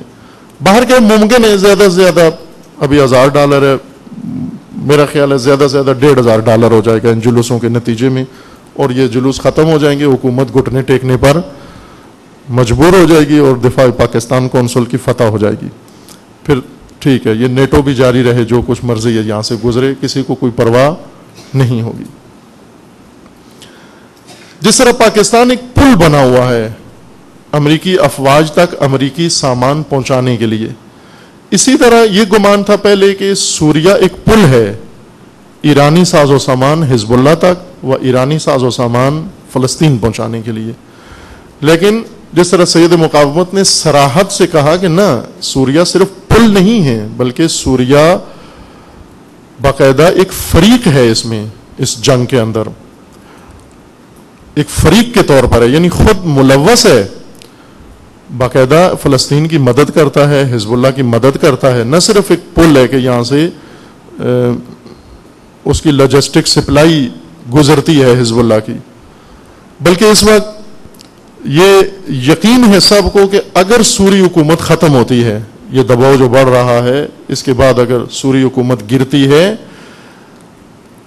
جتنا اسلحہ ہے سوریا حکومت کے پاس، وہ بھرپور اسلحہ ہے سوریا حکومت کے پاس، سب کو یہ خدشہ ہے کہ یہ سارا اسلحہ حزب اللہ لے جائے گی. یعنی سوریا حکومت اگر خدا نہ کرے، خدا نہ کردہ اگر ختم ہوتی ہے تو اس وقت یہ سارا اسلحہ حزب اللہ کے حوالے کر دیں گے، یہ ڈپو سارے، اور حزب اللہ کے پاس اگر یہ اسلحہ آ گیا جو سوریا کے پاس ہے، تو پھر صورتحال بالکل بدل جائے گی. بس آسان نہیں ہے، سوریا حکومت ناکام ہو جاتی ہے تو بھی مشکلات ان کے لیے ہیں، اور قائم رہتی ہے تو بھی، پھر تو بہت مضبوط ہو جائے گی اگر قائم رہتی ہے سوریا حکومت. بہرکیف سوریا کو ختم کرنا ایران کو کمزور کرنے کے لیے بہت ضروری ہے، ایران کا بازو کاٹنے کے برابر ہے. ان کے اپنی تحلیل کے مطابق حزب اللہ بھی اس سے ختم ہو جائے گی، حماس بھی، فلسطین بھی، سارے ایشو ختم ہو جائیں گے صرف اگر سوریا کنٹرول ہو جائے. اس لیے ہر قیمت پر سوریا کو ختم کرنا چاہتے ہیں، یعنی بشار اسد کی حکومت کو، اور اس کے پیچھے بھرپور سلفی فوج انہوں نے بنا کر لگائی ہے اور اس کی بھرپور طریقے سے حمایت کر رہے ہیں. ترکی، سعودی عرب اور قطر جو فعال ہیں، ایکٹیو ہیں، پیسہ بھی دے رہے ہیں، اسلحہ بھی دے رہے ہیں، ٹریننگ بھی دے رہے ہیں، اور دوسرے جو ہیں سیاسی امداد کر رہے ہیں، عرب اور یورپی ممالک اور دوسرے ان کو سپورٹ کر رہے ہیں. بہرکیف چونکہ ایران بہت بڑا تجربہ ہے اور مضبوط بھی ہے، اس وجہ سے سوری حکومت مضبوط ہے. خود اعتمادی جو سوری حکومت کے اندر ہے یہ سب ایران کی وجہ سے ہے. اس کے سربراہوں نے اعلان کیا ہے کہ جب تک ایران ہمارے ساتھ ہے ہمیں کوئی شکست نہیں دے سکتا. اور حقیقت یہی ہے کہ ایرانی تجربہ اس وقت سوریہ حکومت کے کام آ رہا ہے, ورنہ خود اتنی مضبوط حکومت نہیں ہے, نہ اتنے لائق انسان ہیں سوریہ حکومت کے اندر موجود, نہ اتنے بہادر شجاع ہیں سوری. چونکہ اگر اتنے بہادر ہوتے, ایرانی فورسز نے سوریہ کو بارہا یہ پیشکش کی ہے کہ حملہ کر کے وہ حصہ زمین کا جو اسرائیل نے قبضہ کیا ہوا ہے, جس طرح لبنان میں حزب اللہ نے وہ لبنان چھڑا لیا, ابھی صرف کچھ تھوڑا سا ایک ٹکڑا لبنان کا, وہ بھی کھیت ہیں کچھ, وہ اسرائیل کے قبضے میں ہیں, شاہوا یا اس طرح کے وہ کھیت ہیں. بھلے وہ علاقہ ہے جو اسرائیل کے قبضے میں, چھوٹا سا ایک گاؤں سے بھی چھوٹا یعنی علاقہ, چند کھیت ہیں, اور حزب اللہ مصر ہے کہ وہ بھی ہم نے واپس لینے ہیں. یعنی تنہا ملک جس نے یا قوم جس نے جنگ لڑ کے اپنا علاقہ واپس لے لیا حزب اللہ ہے. سوریہ کا بڑا علاقہ اسرائیل کے قبضے میں ابھی بھی ہے, یعنی سالوں سے ہے, کئی سالوں سے, کہیں 40 سال سے قبضے میں ہے, 40 سال سے بھی زیادہ. جولان کی پہاڑیاں بہت معروف ہیں, جو دمشق کے اوپر بالکل حاوی ہیں. یہ پہاڑیاں اس وقت اسرائیل دمشق کے اوپر بالکل مسلط ہے, چونکہ ان پہاڑیوں پہ اسرائیل کا قبضہ ہے سوریہ کی. ایرانی فورسز نے کئی دفعہ سوریہ کو پیشکش کی ہے کہ ہم آپ کو مدد دیتے ہیں اور یہ آپ اپنا علاقہ آزاد کرا لو. جب حزب اللہ آزاد کرا سکتے ہیں تو آپ بھی آزاد کرا سکتے ہو. حزب اللہ ایک جماعت ہے یا حزب اللہ ایک گروہ ہے, حکومت نہیں ہے. جب ایک گروپ یہ کام کر سکتے تو آپ بھی کر سکتے ہو یہ کام. لیکن سوری حکومت میں یہ جرأت نہیں ہوئی. انہوں نے یہ جواب دیا کہ ہم کیمیکل گیسیں نہیں سونگ سکتے, ہم اپنے شہر ویران ہونا نہیں دیکھ سکتے, ہم میں اتنی طاقت نہیں ہے. بہرکیف اتنے دلیر نہیں ہیں سوریہ والے. ساری دلیری کی وجہ ایران ہے ان کے اس وقت, اور ایرانی تجربہ بھرپور ان کے کام آ رہا ہے. ابھی تک جو انہوں نے بچایا ہوا ہے اپنا سسٹم, اس تمام تر یلغار کے باوجود ایرانی مشاورتی مدد ان کو حاصل ہے, ایرانی تجرباتی مدد ان کو حاصل ہے, ایرانی ہر طرح کی سپورٹ ان کو حاصل ہے. اور چونکہ ایران با تجربہ اور بحرانوں پہ قابو پانا ایران کے لیے کوئی اتنا مشکل کام نہیں ہے, چونکہ ابھی تک بیسیوں سینکڑوں بحران ایران ناکام بنا چکا ہے. اس وجہ سے یقین سے نہیں کہا جا سکتا وہ اپنے مقاصد میں کامیاب ہوں گے. خصوصاً چائنا و روس. چائنا و روس چونکہ اپنے مفاد کے چکر میں ہیں, اور زیادہ مفاد اس وقت سوریہ نہیں پورا کر سکتا چائنا اور روس کا, چونکہ خود بحران میں ہے اور روس کے پاس کوئی ایسی چیز بھی نہیں ہے جو چائنا کو دے سکے یا روس کو دے سکے. سوریہ کے پاس نہیں ہے ایسی کوئی چیز. ایران کے پاس ہے, ایران کے پاس تیل ہے, ایران کے پاس اور بہت کچھ ہے, اور وہ کرتے ہیں, مفاد اپنا حاصل کر لیتے ہیں ایران سے, اور اس کے بدلے میں سوریہ کی حمایت کرتے ہیں. اور یو این او میں یہ رپورٹ اس قرارداد کو منظور ہونے نہیں دیں گے.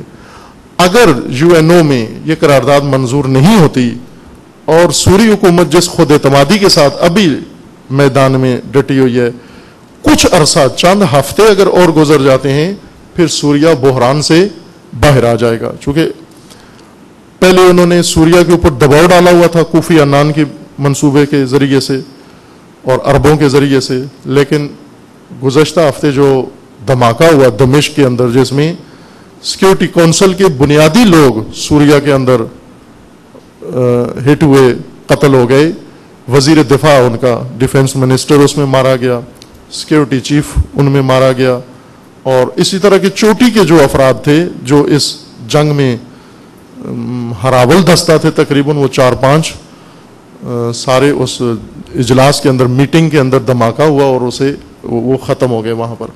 اور اس کے بعد سوری حکومت کی کمر ٹوٹ جانی چاہیے تھی جب وزیر ڈیفنس مثلا قتل ہو جاتا ہے, سیکیورٹی چیف قتل ہو جاتا ہے, یا اس طرح سے اور جو انٹیلیجنس کا سربراہ قتل ہو جاتا ہے, تو پیچھے کچھ بھی نہیں رہتا پھر, چونکہ سیاستدانوں کے بس میں نہیں ہوتا, فوج ہوتی ہے جو جنگ لڑے, اور خصوصاً فوج میں بھی یہ شعبہ سیکیورٹی والا. جب یہ ختم ہو جاتا ہے تو پھر فوج ختم ہونی جانی چاہیے تھی، لیکن اس کے بعد سے سوری حکومت نے بہت کامیاب کارروائیاں کی ہیں. ابھی تقریباً دمشق سے ان کو باہر نکالنے میں کامیاب ہو گئے ہیں اور دمشق کے اطراف میں ان کے ساتھ نبرد کر رہے ہیں. یعنی قوی امکان ہے کہ یہ کچلا جائے گا، لیکن ادھر سے بھی مصمم ہیں وہ. اوباما نے کل بھی اعلان کیا ہے کہ ہر قیمت پر بشار اسد کو ہٹنا ہے، UN اجازت نہ بھی دے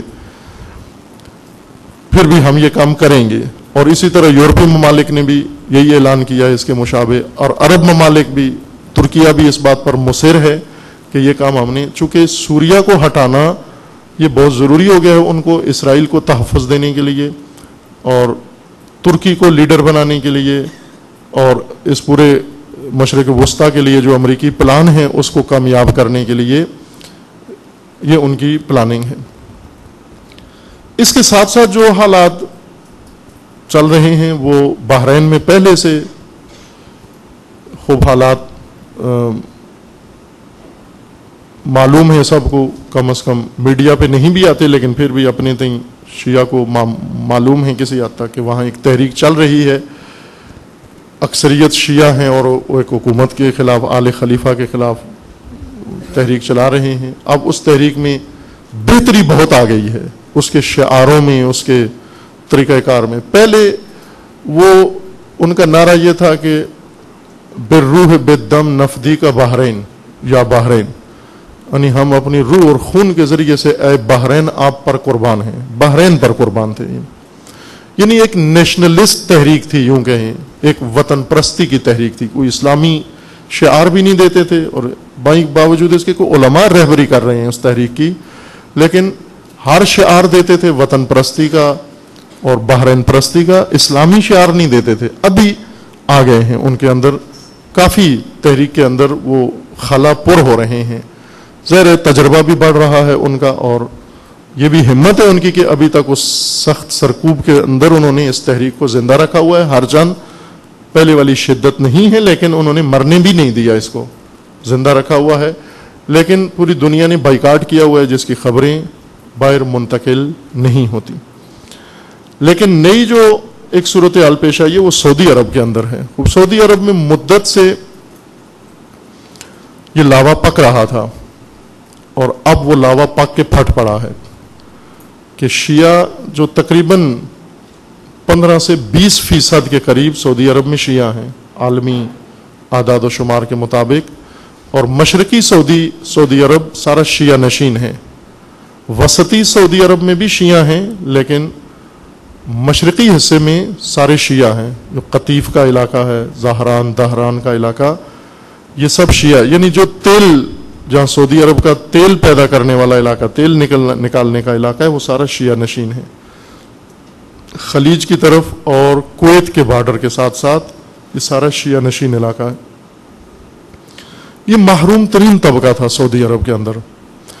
ان کو کوئی حقوق، بنیادی انسانی حقوق ان کو حاصل نہیں تھے،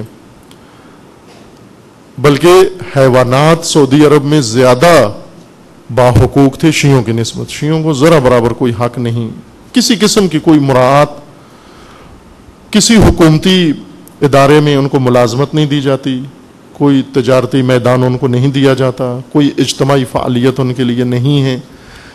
کسی قسم کا بہت ہی ضعیف ترین طبقہ یہ سعودی عرب کے شیعہ رہے ہیں. لیکن الحمدللہ انہوں نے اپنا دین محفوظ رکھا ہے، اپنا مذہب اس قسم پرسی میں. یعنی آپ یوں کہیں کہ دنیا اسلام میں امیر ترین ملک میں رہ کر غریب ترین و فقیر ترین انسان رہے ہیں شیعہ، اور ابھی تک ہیں، ایسا ہی ہیں.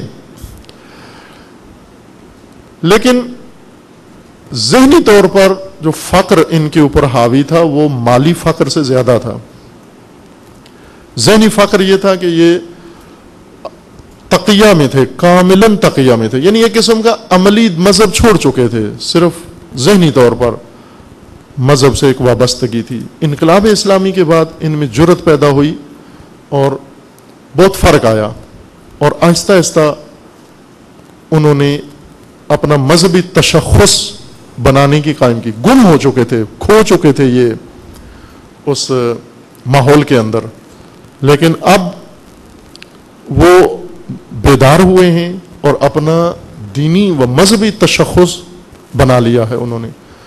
اور نہ صرف یہ تشخص بنا لیا ہے بلکہ اب وہ کھل کے میدان میں آ کر اپنے حقوق کے لیے بھی کوشش کر رہے ہیں اور سب سے بڑھ کر اس ظالم و فاسد نظام کے خلاف اٹھ کھڑے ہوئے ہیں، آل سعود کے خلاف.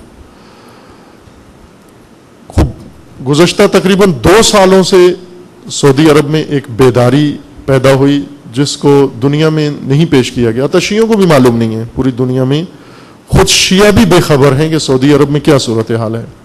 اس کی وجہ یہ کہ شیعہ کے پاس کوئی ذریعہ نہیں ہے جس سے آگاہ ہو. تنہا ذریعہ شیعہ کے پاس آگاہی کے لیے ایرانی 1-2 چینل ہیں. ایک العالم ہے جو عربی چینل ہے اور ایک press T V English channel ہے. اس کے علاوہ کوئی ذریعہ نہیں ہے شیعہ کے پاس. انٹرنیٹ پر اگر آپ دیکھیں تو وہاں عجیب و غریب شیعہ کی کاروائیاں ہیں انٹرنیٹ کے اوپر. وہاں کوئی اطلاعات نہیں تبادلہ کرتے، حالات نہیں تبادلہ کرتے شیعہ، بلکہ رسومات تبادلہ کرتے ہیں، خرافات تبادلہ کرتے ہیں اور کام کرتے ہیں جو شاید اس زمانے میں نہیں جچتے کسی بھی قوم کے ساتھ. خصوصاً پاکستانی شیعہ کا اگر دیکھیں تو بہت ہی نچلی سطح کے کاموں میں مشغول ہیں، بہت نچلی سطح کے کاموں میں، غیر معقول ترین امور کے اندر اپنا وقت ضائع کرتے ہیں اور اپنے سورس، مثلا ویب سائٹ بنائیں گے، اس ویب سائٹ کے اندر یا کوئی شخصیت پرستی شروع کر دیں گے یا کسی کی مخالفت شروع کر دیں گے یا کوئی اپنا ہی نقصان کر رہے ہوں گے. شیعہ ویب سائٹ کے اندر تشیع کے خلاف ہی کوئی نہ کوئی ایشو شروع ہوگا. تشیع کی تقویت کے لیے بہت کم یا اپنی حزب کو ہوا بھر رہے ہوں گے اس ویب سائٹ کے ذریعے سے. مثلا بڑی شاہ سرخیاں لگائیں گے ان لوگوں کے بیانات کی جنہیں اپنے علاقے میں بھی کوئی نہیں جانتا.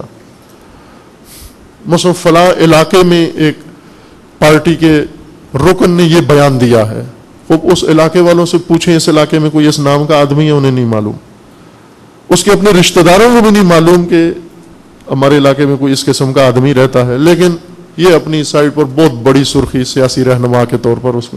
خوب یہ ہمارے کام ہیں، یہ حرکتیں ہیں، زیر آگاہی تبادلہ نہیں ہوتی. جبکہ سعودی عرب میں الحمدللہ اس وقت بہت ہی باوجود ان سختیوں کے، تلخیوں کے، مصائب کے، شہادتوں کے، بہت ہی امید افزا فضا سعودی عرب کے اندر بنی ہے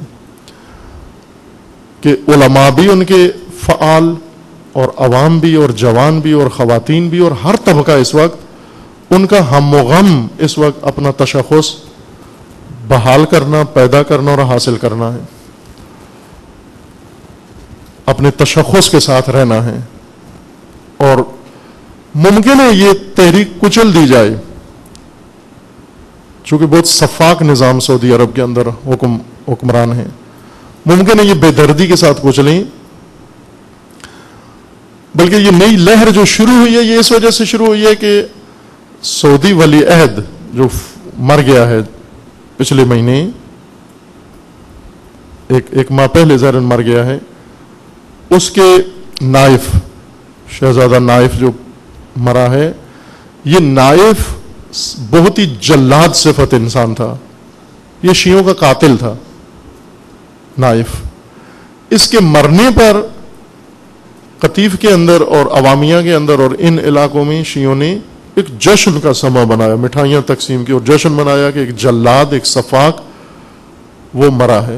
اور ایک شیعہ رہنما عالم دین شیخ نمر باقر النمر، انہوں نے ایک بھرپور جوشیلی، وہ ہے ویسے جوشیلی شخصیت ہیں بہت ہی، انہوں نے ایک بہت جوشیلی تقریر کی اور اس تقریر میں یہ کہا کہ یہ ایک شخص ہے جو واصل جہنم ہوا ہے اور اس کے بعد دوسرے بھی عنقریب ہوں گے، پورا یہ خاندان.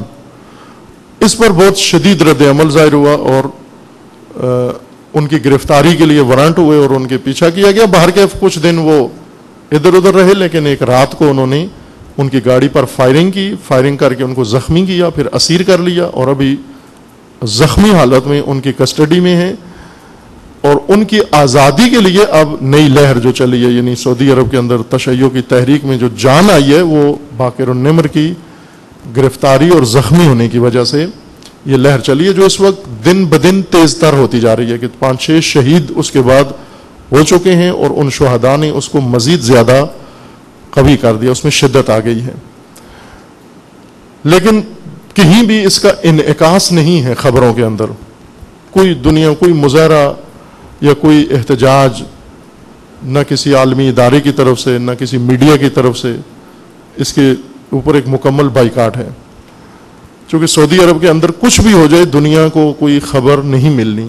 اس کی وجہ یہ ہے کہ سعودی سفارت خانے یہ میڈیا کو فضلہ دیتے رہتے ہیں، چینلز کو، سب کو، کہ ہمارے بارے میں آپ نے کوئی خبر نشر نہیں کرنی۔ آپ پوری دنیا کے بارے میں باتیں کرتے ہیں، لیکن سعودی عرب کے اندر کچھ ہو رہا ہو اس کو نشر نہیں کرتے۔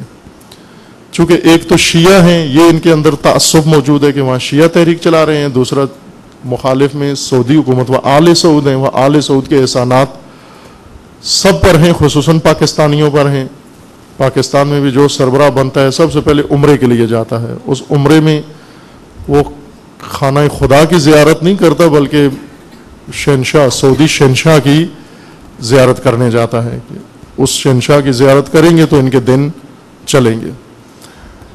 اس وجہ سے سعودی آل سعود کی خبریں یہ نہیں نشر ہونے دیتے یہاں پر، نہ پاکستان میں نہ دوسری دنیا کے اندر۔ لیکن جو کچھ سوریہ میں ہو رہا ہے اس کے جواب میں کہیں یا اس سطح پر جو سعودیہ میں ہو رہا ہے سوریہ کے حالات پر اثر انداز ہو سکتا ہے، کہ اگر سعودی عرب کے اندر شیعہ تحریک جو چلی ہے یہ قوی ہو جاتی ہے، مضبوط ہو جاتی ہے، بڑھ جاتی ہے، خواہ نہ خواہ سعودی عرب کو پسپائی اختیار کرنا پڑے گی سوریہ سے، اور سعودی عرب پسپائی اختیار کرتا ہے تو اس کے چیلے چپانڈے خود ہی پسپائی اختیار کریں گے۔ کہ عمدہ 2 ملک ہیں جو اس وقت زیادہ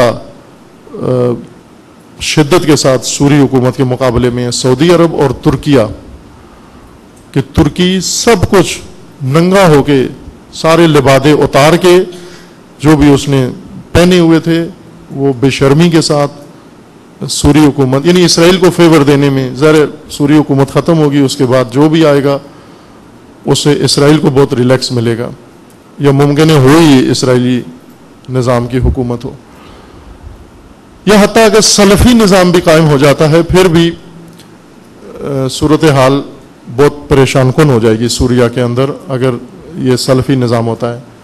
ظاہر ہے یہ بھی امریکی ایما پر وہاں پر حکومت کریں گے یا مغربی ایما پر حکومت کریں گے، جس طرح مصر میں پارلیمنٹ میں بھی ہیں اور دوبارہ الیکشن ہوں گے، پھر بھی امید یہی ہے کہ یہی جیتیں گے دوبارہ۔ باہر کا بھی یہ صورتحال ہے اس وقت جو مشرق وسطیٰ کے اندر جاری ہے، کہ سوریہ کا مسئلہ بہت شدت اختیار کر گیا ہے، اور ساتھ ہی سعودی عرب کا ایشو ہے۔ سوریہ کو پوری دنیا کوریج دے رہا ہے یک طرفہ، یعنی مخالفت میں سعودی عرب کے مسائل کو کوئی بھی کوریج نہیں دے رہا ہے، اطلاع تک نہیں پہنچتی ہے۔ اور سعودی مشکل ایک اور یہ ہے کہ سوریہ حکومت کی ایران کھل کے حمایت کرتا ہے، سعودی شیعہ کی بھی کھل کے حمایت کرتا ہے، لیکن یہاں فرق ہے، صورتحال میں بہت فرق ہے کہ سعودی عرب شیعوں کی مدد میں ایران کھل کے مداخلت نہیں کر سکتا، ان کو کوئی سپلائی نہیں پہنچا سکتا، صرف سیاسی یا مذہبی یا اخلاقی حمایت ان کی کر سکتا ہے۔ اس وجہ سے سعودی شیعہ اس وقت زیادہ مناسب پوزیشن میں نہیں ہے، چونکہ بیرونی امداد مطلقہ حاصل نہیں ہے ان کو، حتی خبریں تک ان کو نہیں پہنچ رہی، دنیا کو آگاہ تک نہیں کیا جا رہا، مالی طور پر کوئی ان کا سپورٹر نہیں ہے، سیاسی طور پر کہیں بھی ان کی بات نہیں اٹھائی جاتی، نہ UN میں نہ کسی جگہ پر بھی، اور باقی حوالوں سے بھی ان کی کوئی تائید نہیں ہو رہی۔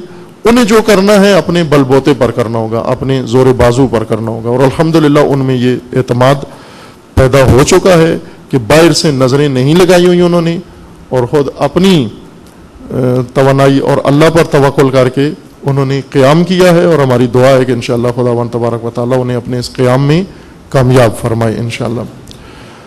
خوب، یہ اجمالاً جو اس وقت صورتحال مشرق وسطیٰ کے اندر جاری ہے اور اس خطے کے اندر ہے، جو پوری دنیا پر اثر انداز ہو رہی ہے اور ہوگی، اس کی ایک اجمالی تصویر تھی۔ بعد میں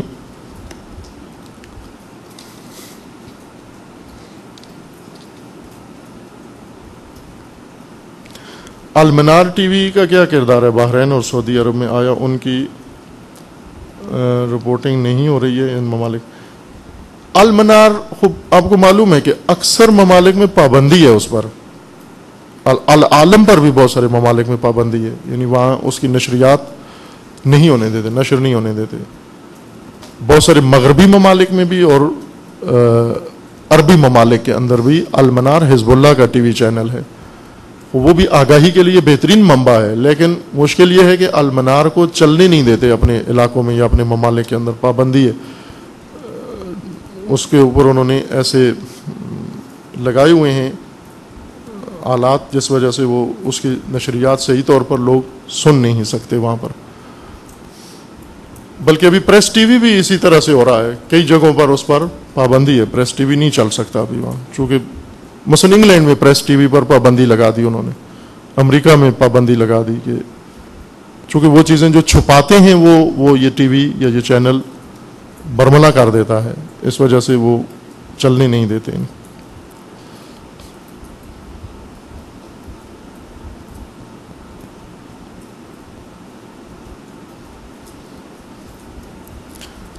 کیا مصری صدر کے رویے کے ساتھ ساتھ اس کو برسر اقتدار لانے والی عوام بھی ہے، یا مصر کی صورتحال پاکستان کی طرح ہے کہ حکمرانوں کو ایوانوں تک پہنچانے کے بعد عوام کا کوئی عمل دخل نہیں ہوتا؟ کیا مصری عوام اپنا کردار ادا کرے گی یا نہیں؟ خوب دیکھیں، مصری عوام مصری لیڈروں کے ہاتھ میں ہیں، ہر ملک کے عوام رہنماؤں اور لیڈروں کے ہاتھ میں ہوتے ہیں۔ مصری عوام نے ثبوت دیا، تحرک دکھایا، تبدیلی لائے، لیکن اب تبدیلی لا کے کدھر جائیں گے یہ عوام متعین نہیں کریں گے کدھر جانا ہے، بلکہ یہ ان کے رہنما ہیں جو معین کریں گے۔ اتفاقاً مصر میں فوج بہت محبوب ہے پاکستان کی طرح، جس طرح اب تھوڑا بہت پاکستان میں فوج اپنا مقام کھو بیٹھی ہے بعض اقدامات کی وجہ سے، ورنہ پاکستان میں فوج بہت محبوب ترین فوج تھی دنیا کے اندر۔ چند ملک ہیں جن میں فوج کو بہت پسند کیا جاتا ہے، امریکہ میں فوج کو بہت پسند کیا جاتا ہے، پاکستان میں فوج کو بہت پسند کیا جاتا ہے، اسی طرح کوریا میں، شمالی کوریا میں فوج بہت محبوب ہے، اور مصر میں فوج بہت محبوب ہے۔ عراق میں بھی تھی، صدام کے زمانے میں فوج بہت محبوب تھی۔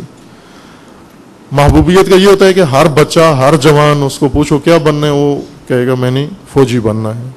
اور لڑکی کس کو دو گے؟ کسی فوجی افسر کو دیں گے۔ یہ محبوبیت کی علامت ہوتی ہے۔ گھروں میں تصویریں، ٹرکوں کے اوپر تصویریں جب فوجیوں کی ہوں، اس کا مطلب ہے عوام فوج کو بہت پسند کرتے ہیں۔ باقی ساری دنیا میں فوج سے نفرت کرتے ہیں لوگ، لیکن ان چند ممالک میں فوج بہت محبوب ہے۔ اسی وجہ سے ابھی تک عملی طور پر ہولڈ مصر کے اندر فوج کا ہے۔ یہ جو مبارک گیا اور نیا سیٹ اپ آیا تو اس دوران بھی ہولڈ فوج کا تھا۔ ابھی بھی اصل قدرت فوج ہے مصر کے اندر، عوام فوج کے خلاف ابھی تک نہیں ہوئی۔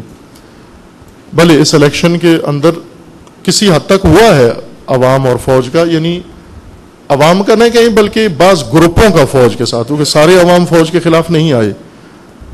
اخوان المسلمین یا ان کے حامی جو اسلام پسند گروپ تھے، یہ فوج کے اگینسٹ ہوئے ہیں، فوج کے مقابلے میں آئے ہیں، یعنی فوج کے خلاف نعرے بھی لگائے ہیں، فوج کے بعض اقدامات کو چیلنج بھی کیا انہوں نے، لیکن ابھی تک بھی مکمل طور پر مصری عوام فوج کے ہمراہ ہیں، فوج کے مخالف نہیں ہیں۔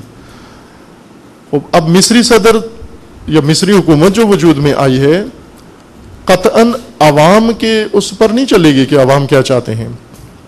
ایک تو فوج رہے گی، مقتدر فورس کے طور پر ہمیشہ رہے گی جس طرح پاکستان میں ہے، اور جو حکومت بھی آئے گی جمہوری یا جمہوری ہی ظاہر ہوگی وہاں، چونکہ ان کے آئین میں یہی ہے کہ جمہوری حکومت رہے گی۔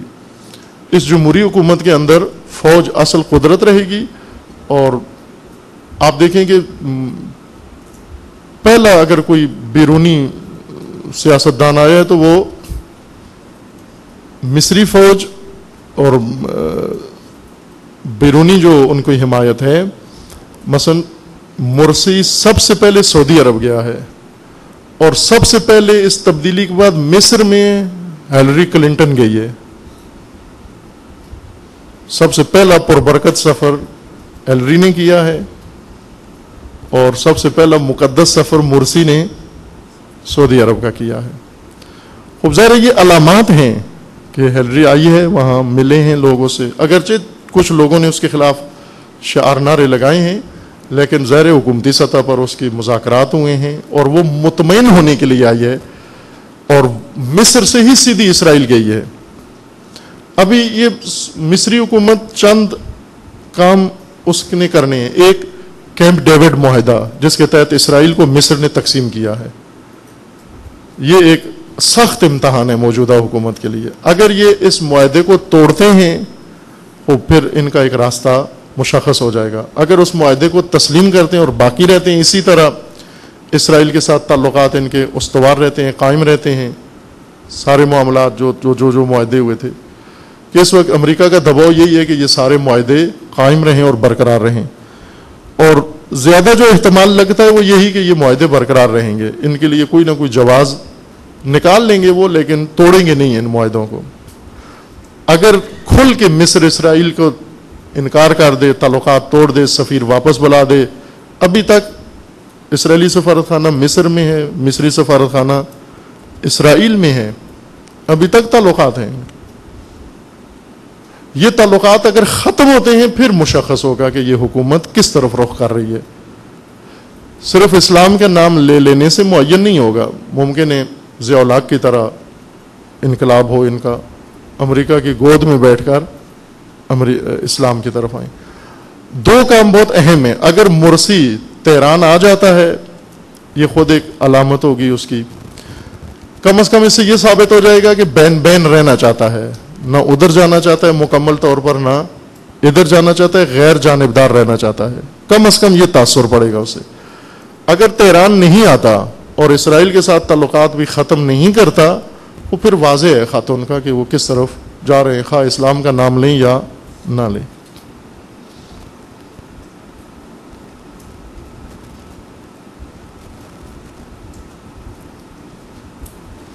عوامی صورتحال ان تمام صورتحال میں کیا ہے؟ کیونکہ عوام پوری دنیا میں کافی طور پر اسلامی بیداری کے بعد پڑی ہے, یعنی عوام کا تمایل کس طرف ہے؟ کیا ممکن ہے عوام اپنے لیڈروں کے مخالف ہو جائیں؟ یہ وہ خط ہے جو امام خمینی کا راستہ ہے. امام خمینی نے یہ ہمیشہ تعلیم دی ہے, یہ بہت اہم نقطہ ہے یہ, کہ امام کا یہ تعلیم تھی کہ آپ یہ لیڈر اور حکمران جو مغرب نواز ہیں, جو امریکہ کے غلام ہیں, جو اپنے ممالک کے ساتھ خیانت کرتے ہیں, مسلمانوں کے ساتھ خیانت کرتے ہیں, جس طرح یہ عرب ممالک ہیں, امام نے ہمیشہ عوام کو یہ کہا ہے کہ ان سے اپنا راستہ الگ کریں. کھل کے امام نے انہی الفاظ کے ساتھ, اسی وضاحت کے ساتھ امام نے عوام کو یہ راستہ بتایا کہ اپنا راستہ ان خیانتکاروں سے الگ کریں. کہ بہت سارے ممالک میں نہیں کیا عوام نے یہ راستہ اپنا الگ نہیں کیا. مثلا پاکستان میں ہی دیکھ لیں, پاکستان میں عوام نے اپنا راستہ ان غلاموں سے اور موروں سے الگ نہیں کیا. انہیں ابھی ووٹ ہوں گے پھر انہیں کو ووٹ دیں گے. اب یہ تقسیم ہے, ساری پارٹیوں میں تقسیم ہے, یہ پھر انہیں کو ووٹ دیں گے. بس اس کا مطلب ہے کہ عوام کو ابھی تک رخ نہیں ملا پاکستان میں, عوام نے اپنا راستہ انتخاب نہیں کیا.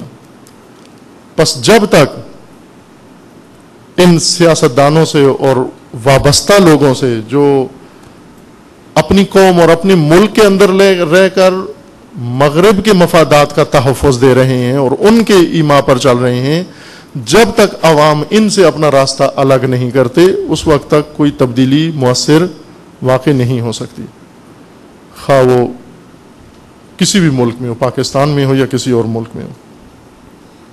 یہ امام نے در حقیقت یہ تأثر یا یہ راستہ بتایا تھا.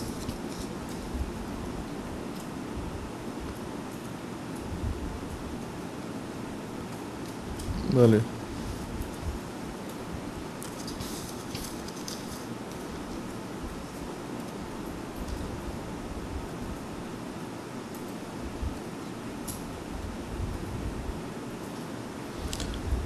بھلے آپ نے کہا کہ پاکستان نے ایران سے گیس لینے سے انکار کیا، اظہار کر دیا، مگر پاکستان نے تو اس معاملے پر امریکہ سے کہا ہے کہ یہ ہمارا اندرونی مسئلہ ہے۔ یہ امریکہ کو نہیں کہا، اخباروں کو کہا ہے۔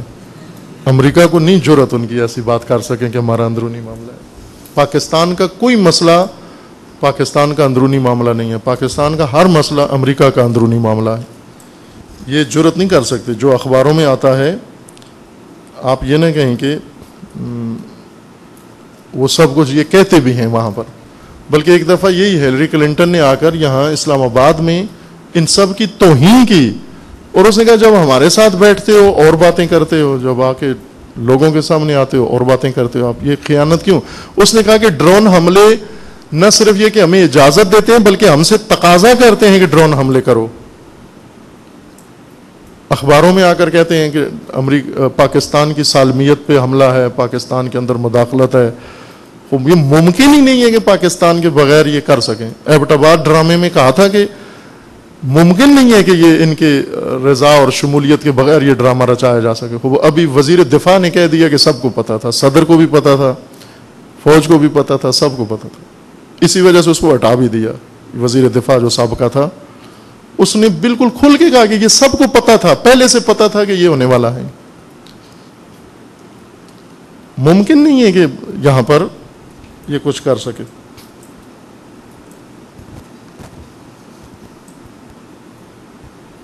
وہ ایک بے نام سوال ہے کہ اس کو نہیں جواب دیتے۔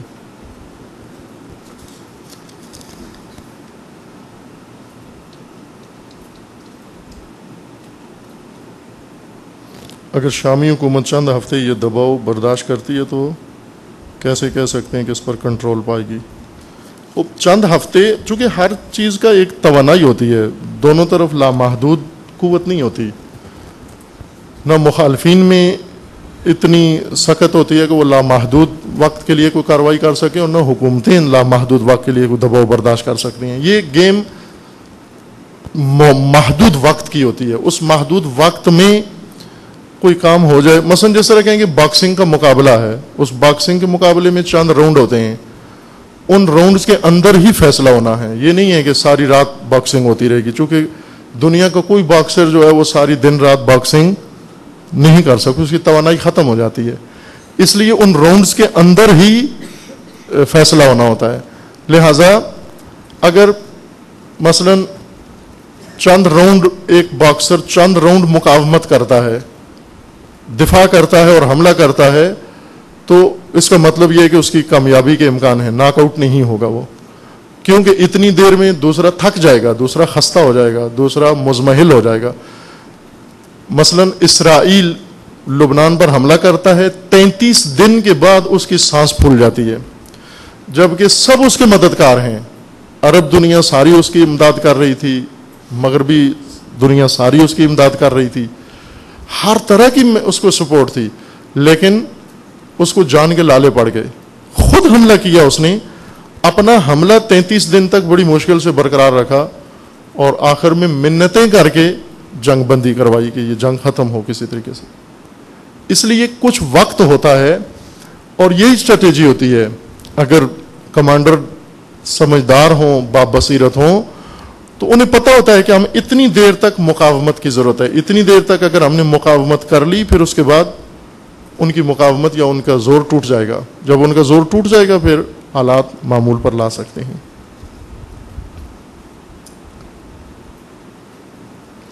اخوان المسلمین کے تعلقات اس وقت ایران کے ساتھ کس قسم کے ہیں؟ جتنی بیداری کانفرنسیں ہو رہی ہیں ان کے اثرات کس حد تک ہو رہے ہیں؟ موجودہ صورتحال میں حماس کا کیا دیکھیں، اخوان المسلمین کی ایک بڑی لمبی تاریخ ہے، اور ایسی جماعت ہے جس کے پیٹ سے اور بہت ساری جماعتیں پیدا ہوئی ہیں، جیسے جہاد اسلامی اور اس طرح کے بہت سارے فلسطینی اور غیر فلسطینی مبارز جماعتیں پیدا ہوئی ہیں۔ لیکن اس وقت اخوان المسلمین میں سلفیت کا بہت اثر رسوخ بڑھ گیا ہے، سلفیت زیادہ ہو گئی ہے، اور سلفیت ایران کے قریب اس کو نہیں آنے دے گی۔ سب سے بڑی رکاوٹ یہ ہے، چونکہ سلفیت ایران کے بالکل الٹ سمت میں جا رہی ہے. بلکہ اگر سوریہ میں یہ کامیابی ہو جاتی ہے ان کو اور سلفی حکومت قائم ہو جاتی ہے تو پھر بہت ہی نقشہ بدل جائے گا, صورتحال بالکل ہی الگ ہو جائے گی. یعنی مصر کی طرح نہیں ہوگا, مرسی جیسا صدر نہیں آئے گا, بلکہ اگر سوریہ میں سلفی کامیاب ہوتے ہیں تو ملا عمر یا بن لادن جیسا صدر آئے گا, وہاں پر ایسا نظام قائم ہوگا سوریہ میں. لہذا اخوان المسلمین میں اس وقت سلفیت کے بہت گہرے اثرات ہیں, نفوذ ہیں. اب اگر سیاسی بصیرت سے کام لیں اور اس سلفیت کے اثرات کو نظر انداز کر کے ایران کے قریب ہو جائیں, پھر تو بہت تقویت ہوگی اخوان المسلمین کی بھی, حتیٰ بہت مضبوط جماعت بن جائے گی. اور نہ صرف مصر میں بلکہ اردن میں اور قرب و جوار کے دیگر ممالک میں جہاں جہاں بھی اخوان کی شاخیں ہیں وہاں ان کو بہت تقویت ملے گی.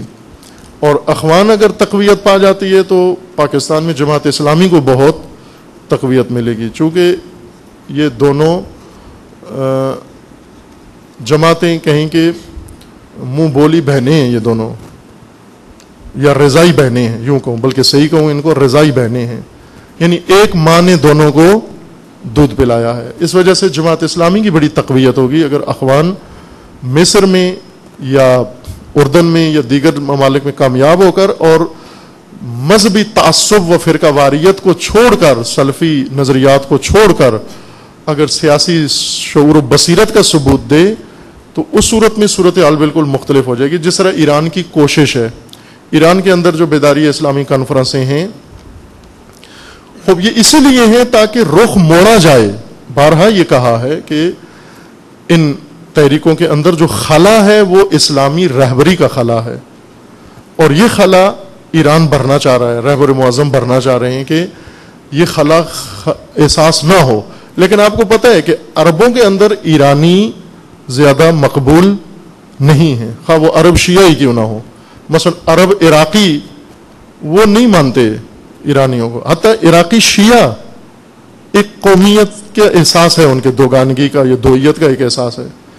عراقی شیعہ بھی ممکن نہیں ہے, مثلا فرض کریں ساری دنیا کے شیعہ ایران کو تسلیم کر لیں گے, لیکن عراقی شیعہ یا عرب شیعہ بہت مشکل ہے ان کا, چونکہ ان کے اندر ایک قومیت کا بھرپور احساس موجود ہے. لیکن اس کے باوجود بھی رہبر معظم کی کوشش یہ ہے کہ اس خلا کو بھرا جائے, اور الحمدللہ انہوں نے بھرپور طریقے سے اس خلا کو پورا کیا ہے اور کوشش کی ہے کہ اس جہت دی جائے, اس کو اسلامی جہت دی جائے. یعنی اخوان المسلمین کو بھی بجائے فرقہ واریت اور تعصب اور ان چیزوں کی طرف جانے کے صحیح اسلام کی طرف, اتحاد کی طرف اور مسلمین کے مفاد کی طرف ان کو دعوت دی جائے کہ کر رہے ہیں کوششیں. خوب آپ دیکھیں کہ کس کے تحت وہ کس چھتری کے تحت جاتے ہیں. باقی انشاءاللہ ایک اور بھی ہم نے رکھنا ہے اس طرح کا سیشن پاکستان کے حالات کے اوپر کہ اس وقت موجودہ پاکستانی حالات کس ڈگر پر ہیں اور موجودہ صورت اور آئندہ آنے والی صورتحال کیا ہو سکتی ہے, یہ بعد میں انشاءاللہ. وصلی اللہ علی محمد.